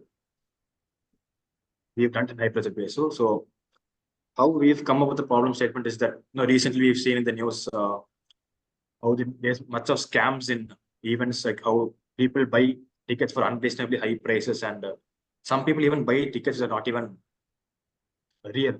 They pay fake tickets and they get scammed. So to overcome this issue, we've Implemented and developed this event ticket booking system. So this So- is a problem statement. The proposed solution. Joshua, aims we to couldn't develop hear you. centralized, transparent, and secure event ticket booking system using Hyperledger BSU. So this system will ensure that tickets are only issued to and used by legitimate buyers with the capability to trace ticket ownership and transfer. The solution architecture we proposed is we are working on we've chosen Hyperledger BSU and smart contracts with a Solidity programming language, which manages the life cycle Sorry of to the interrupt. event Is tickets anyone and sharing the ensuring screen? transparency, security, and trust in the booking process. and from the components. Team of Pluto, the- are you sharing the screen? There's 3 main components, which is the blockchain, the network, and then the smart contracts which run on the network, and then the interface. So we used Hyperledger BSU, as we've already said, which will represent different stakeholders such as organizers and vendors. And we've chosen this Hyperledger BSU because one main reason is we can write it is an Ethereum based client, so interoperability is easy in such that we can already integrate to an existing network. So that's why we've chosen BSU for the main. Hey, Joshua and team, sorry to interrupt. Are you sharing the screen? We've implemented using HTML. We couldn't hear you. Web3.js and for integration. Also, the wallet integration using MetaMask. So the data flow is as of now, the data flow is ticket creation and ticket purchase. So upon the solution benefits transparency to Semi-transparent, pseudo-transparent. because in this transparency we could say that the user could see how many tickets are available and how many are left and how many they could buy, and to modernize that is security, as usually we know that is decentralized. So it is to mitigate the single point of failure issues and ownership control. And ownership control by means that when a person or a user will have ownership over a ticket. So what ideas we've tokenized the tickets so that only one guy can have user or control of the ticket. So as an ownership control, the user who has the token, he can transfer it or receive it from another user. So this might be it is not considered as black market because the system, they provide a platform for this control. So they've also set price caps so that they don't charge overpriced. So the cost effectiveness, it reduces the intermediary and low transaction costs.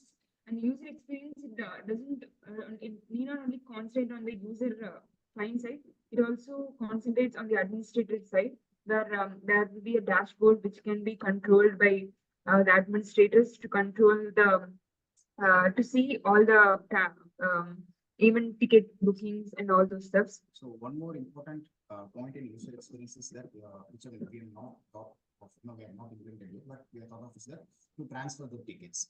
So transferring the tickets between different uses.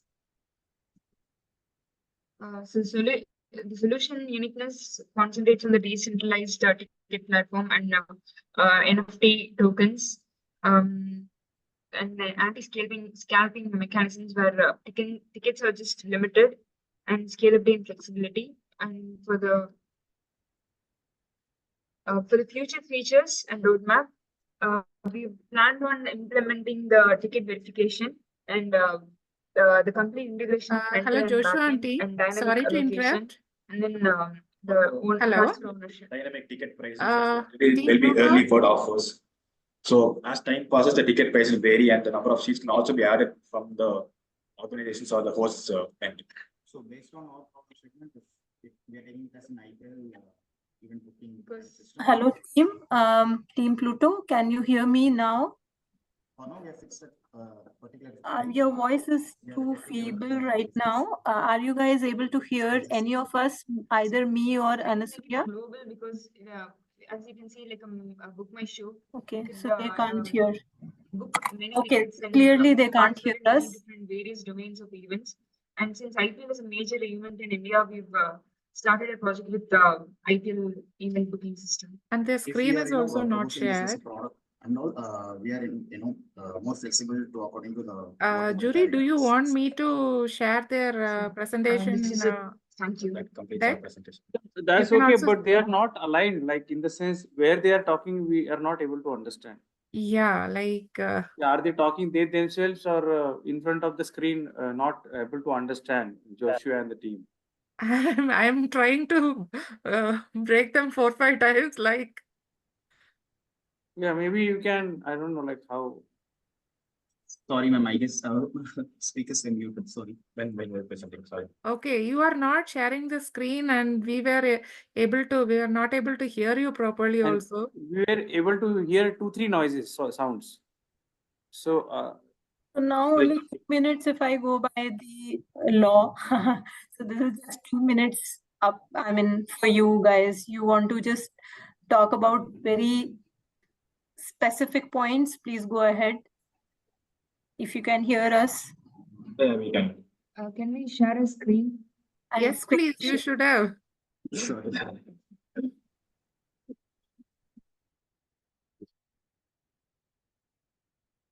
Is the screen visible?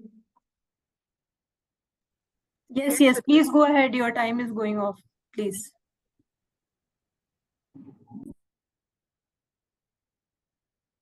So let's build up some benefits. So that we've talked about the transparency as one of the benefits, but it's not completely transparent. It's really pseudo transparent, as you know, we cannot not everyone can see that which ticket belongs to who, but only like the people who need to know, they'll know. But the people who are like normal users, they can see how many are free and how many are free, how many they can book. Not like who has what ticket. They can see like that. And cost effectiveness, there'll be reduced intermediaries. So it's only the user and the network and the vendor. So they very reduced intermediaries, and lower transaction costs compared to other banking systems. The user experience, it does not only focus on the user side, it also focuses on the administrative side, where they'll have a dashboard and interact with the event management. So in the future, not only for sports, but according to the core idea was to become a global thing. But since IPL is a major event, we've planned to start off with the IPL bookings. So we've now focused on India's scalability, and then we've focused transfer to global. One more future aspect is that we have thought of transfer the top. So what if the user is not coming to the match or buying that in India to sell the ticket, which is a future aspect which we are working on. Also, you can all see that like there's a lot of status in Instagram, WhatsApp. People putting stories such as 3 tickets or 4 tickets available, and here we've implemented to distribute all So the I think all those. just to stop now, I should not, but I am not at all able to get what you guys are talking. Are there is 1 person or 2 person? So how do we do the scoring? Right, we are almost done with the time. I understand from the organizers. Yeah. Okay. This is a question answer round. If you want to ask specific stuff and then maybe make sense out of what is being done. So I think that way we can utilize. So what is the See, problem for you are a solving ticketing in the team? platform, why do you need a permissioned blockchain? I didn't understand that. Many, there must be there must be like a host, or there are different users, so that there are people who buy the tickets, people who sell. So we need permission because it's not completely transparent. That's the main thing.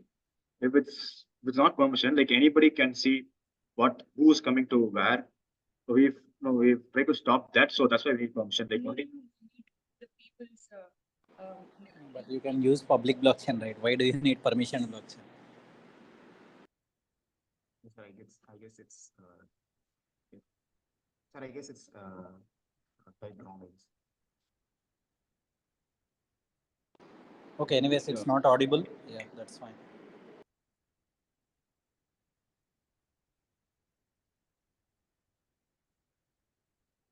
Are there any other questions? Sir?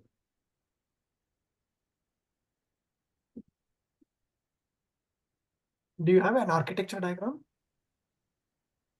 No, we've not drawn a diagram, but then we have like Tree within implemented using Truffle. we've not explicitly drawn a diagram, but then we're just working on ideas. So it's not ready to be demoed or not implemented. We've implemented few codes. It's not completely implemented. There's few parts of it. We could just interact with the backend, like adding events, viewing events, and then adding a user. The front end part is still in progress. But how does this come under the digital identity part? I don't see anything with respect to the identity here.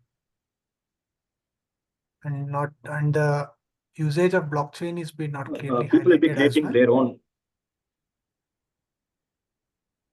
So users, they'll create their own accounts on the network, so that and then all these tokens that they buy, tickets they buy, will be mapped to their identities. That's how identity comes into play.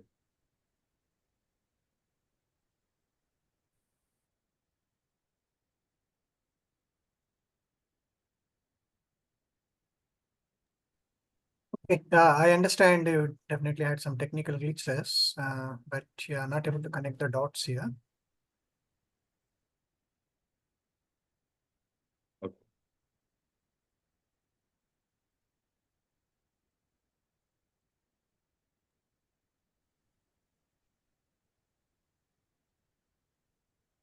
Judy, if there are no questions, we can move on to the next team.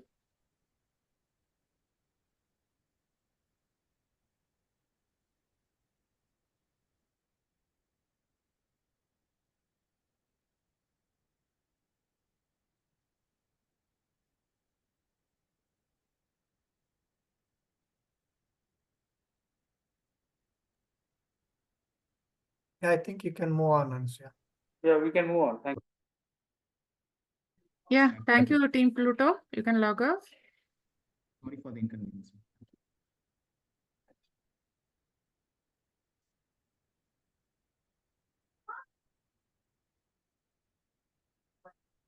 So now we have our last team, pharma chain, under healthcare track.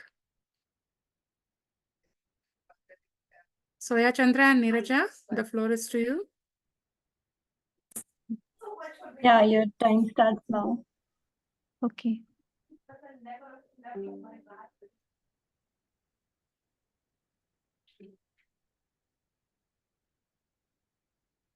1 minute.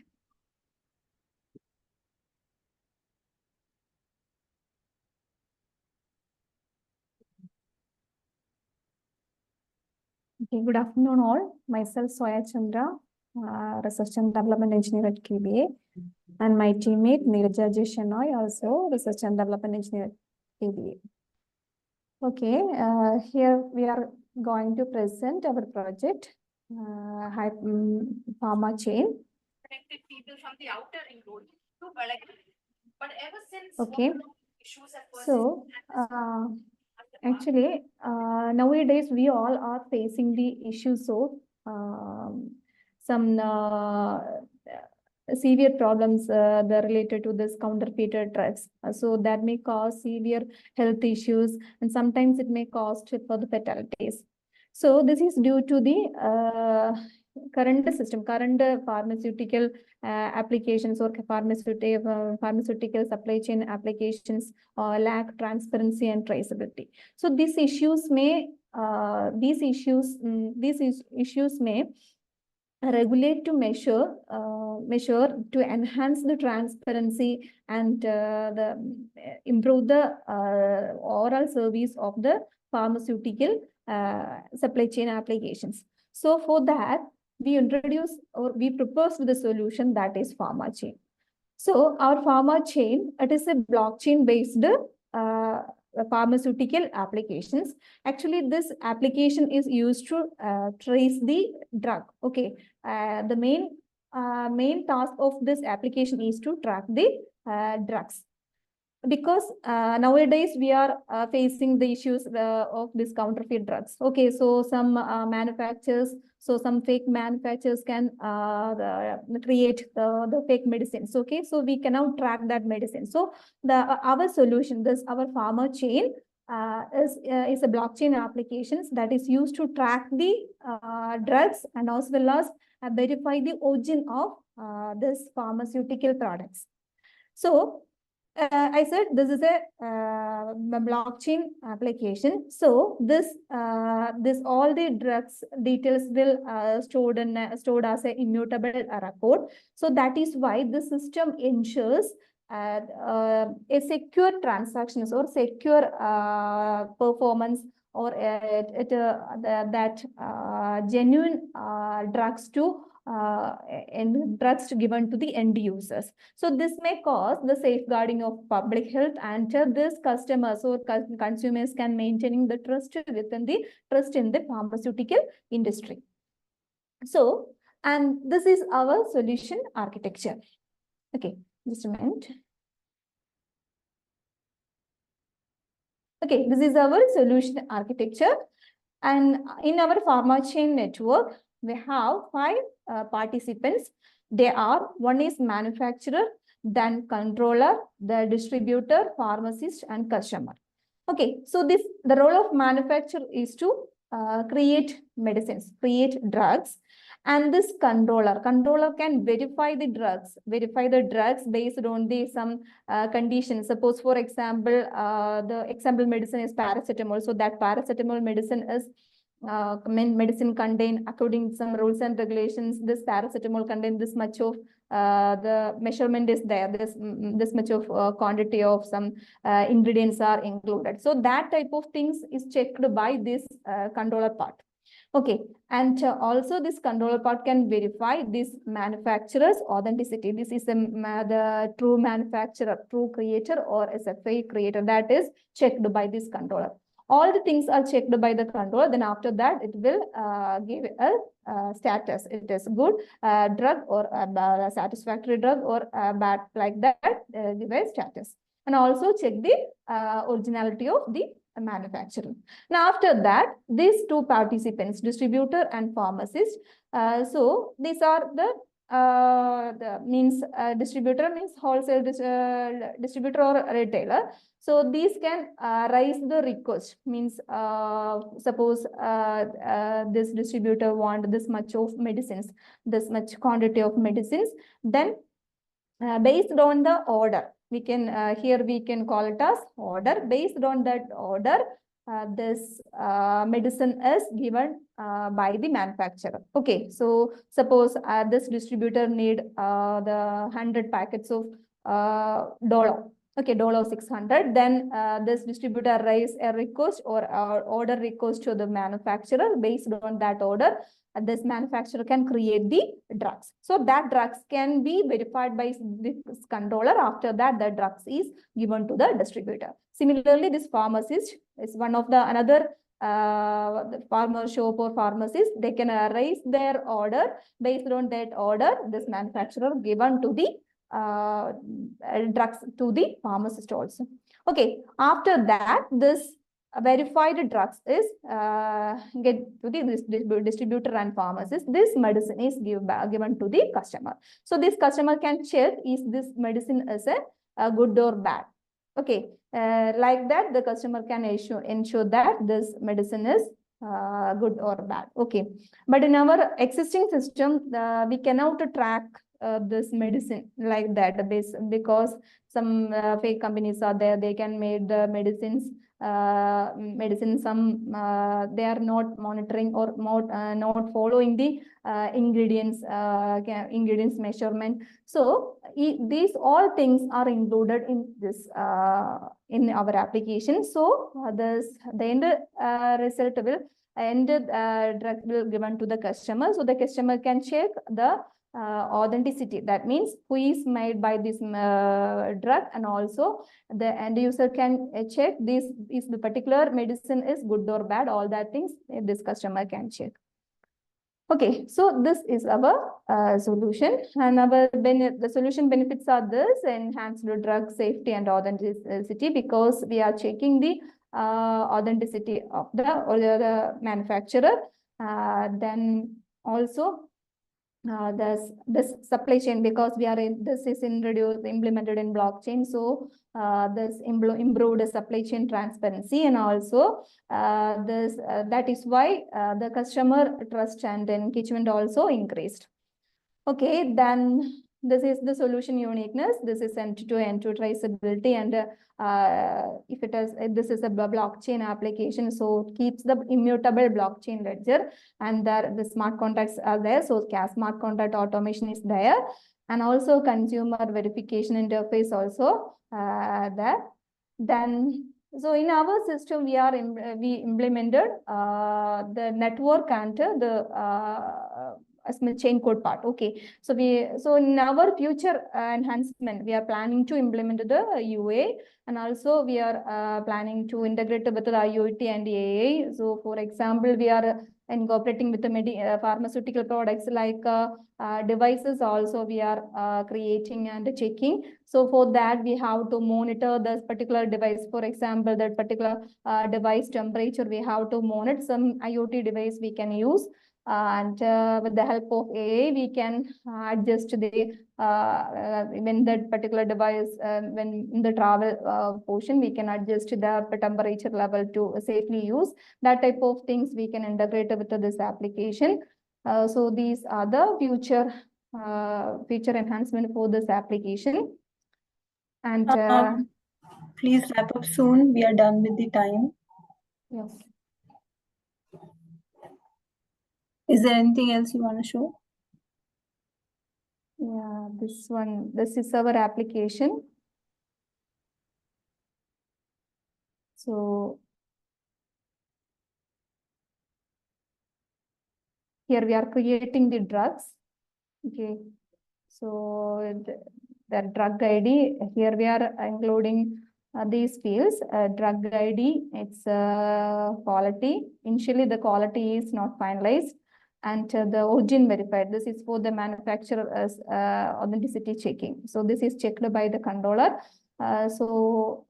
Initially it is false. After the controller verified this origin, manufacturer origin, then only this field will become true. Okay, then so the 4 drugs are created. Then after that, you can see here in the controller can set this set drug quality to good. Then this drug 2. Okay, when we read the drug 2 details, the customer get these details. Drug with the 2 is certified. Okay, certified means it is good. Okay, if the controller can set the status as bad, then it is not certified. Satisfied. Okay, we can open the floor for questions. Yeah. Okay.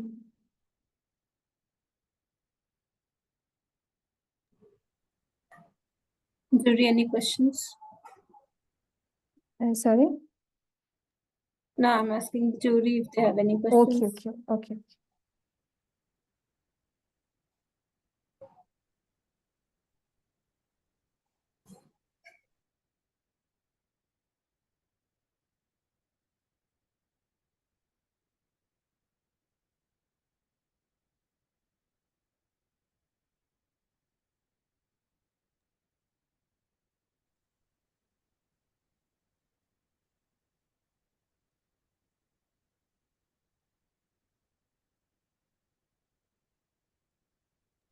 Guess we don't have any questions.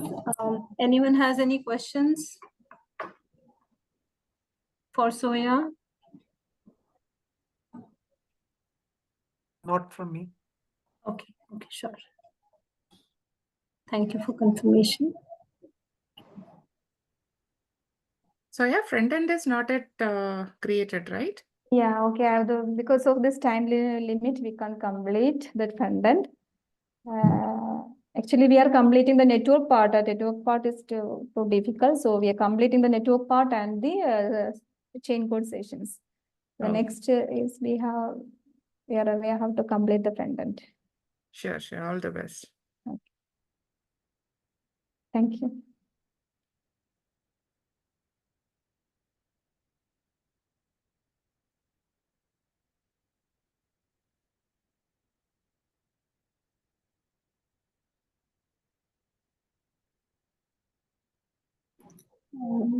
I think we can close down, Anasuya. I don't think anyone has any specific questions. Yeah, if there is no questions, we can ask Soya to log off.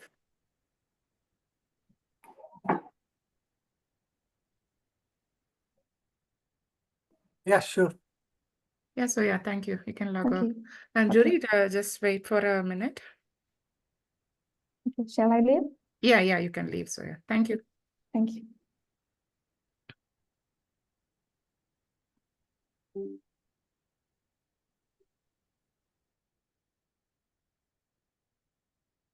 Dear Murthy, Prasanna, Arvind, and Magdalena, thank you very much for joining. And Anusaya, I think there yeah. is someone still on the call. I think they left now. Okay. Yeah.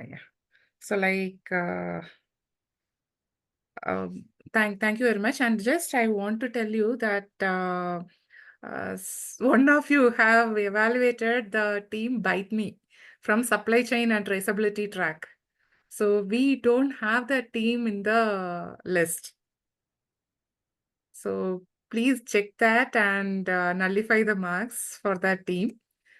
And if anyone have to give the marks, please do it as early as possible. So we should be announcing the winners in the hackathon. It is not hackathon, in the Innovate 2024 that is happening in Pune today. So please do Yeah, that. sure. Maybe just another 5 minutes. I have already entered, but I just need to review once Yes. for all of them. Yes. And as I mentioned, unfortunately, I have left Pluto blank That's because okay. That's okay. If anyone have, because anyway, I was keep on interrupting them. They kept the mic on mute, so we were not able to connect with them. And as mentioned earlier, also for Simplify, also I have left it blank because I cannot rate my own team. No, actually, you have to appreciate. See, even though to be frank, I was a little bit harsh to you yesterday also. Till now they have not requested us. See, we have dropped the people in the team. Will you add them? We want some backup. We want some this, that, everything they are writing. They are not ready to tell that they have dropped the team members. But it's a very good teamwork. That's really good. And she presented she proved that she is a team leader, even though she is the one person in the team that registered one. So it was a very good one. Congrats to her. And congrats to you also, Murthy. Thank you. I will Definitely communicate that to her. No, actually, like probably they have not at all checked the mails or anything, or they checked it and why we have to give the details, why we have to include something happened. No, I think it's a confusion, I suppose. They thought it should be only one. No. It was mail was clear. Like Okay. we introduced it. That is why chain of mails. Like it was I was every day I was sending mails. Understood. Because I was checking the groups. So like how many of them are there? So and then I sent to all the members. I from one by one mail ID I gathered from the first Google form and sent to everybody, all the participants. Even then they have not registered. We extended the time also. With that also I shared. Like, but these things happen. That's fine, and we are happy that we have got like very good teams also. Like, okay, also that student teams. Few were like they're really amazing with to their student level. How much they have done is really great. So everywhere, like even like this corporate teams also, they are also have done a good job. So thank you. I hope like you people also enjoyed it or maybe had a good laugh in between also. Great experience. Thank you. Yeah. So I just wanted to ask, so they were a mix of corporate and students, right? So there was Yes. like whoever submitted the solution. Yes. No, present. it is not mix of either student teams Mhm. separately. We haven't actually first we thought we will have it as a two separate tracks. Oh, Then okay. we expected more professional teams to be on board. But what happened was student teams were the highest numbers. Ah, okay. But today, whomever has done very well, like they are from corporates. So if you see this Block MSP is student team, but Simplify Tech is professional team. Oh, We yeah. cannot And, influence. no. I think they are already done. That is why I'm speaking. Okay, by the way, I'm so sorry I'm interrupting in between. I got to go. Thank you so much. I really appreciate all the work which the entire jury has done, including Anasuya taking care of this. So thank you so much. I will take your leave, and I really appreciate the kind of patience all of you have kept during the presentation. And this is lunchtime, but of course, I mean, not for me. Once you are done, please have your lunch.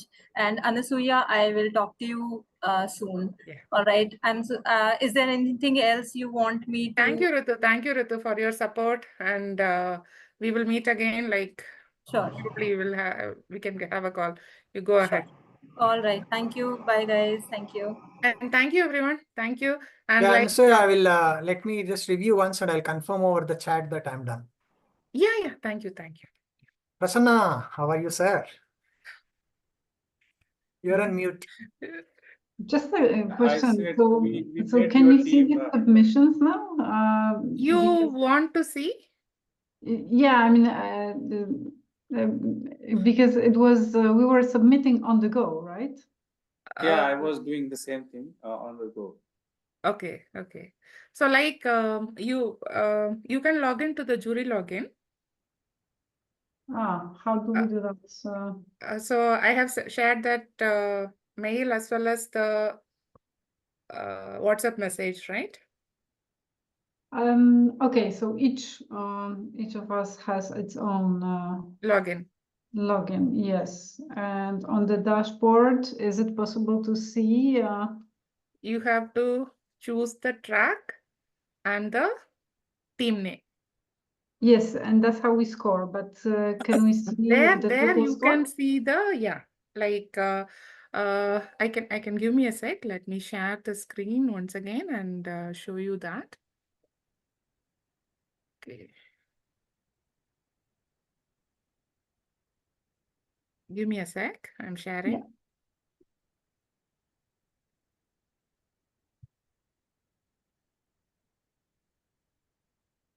So so yeah, I will log off. Okay. So Yeah. I think Thank you. Thank you so much. Yeah.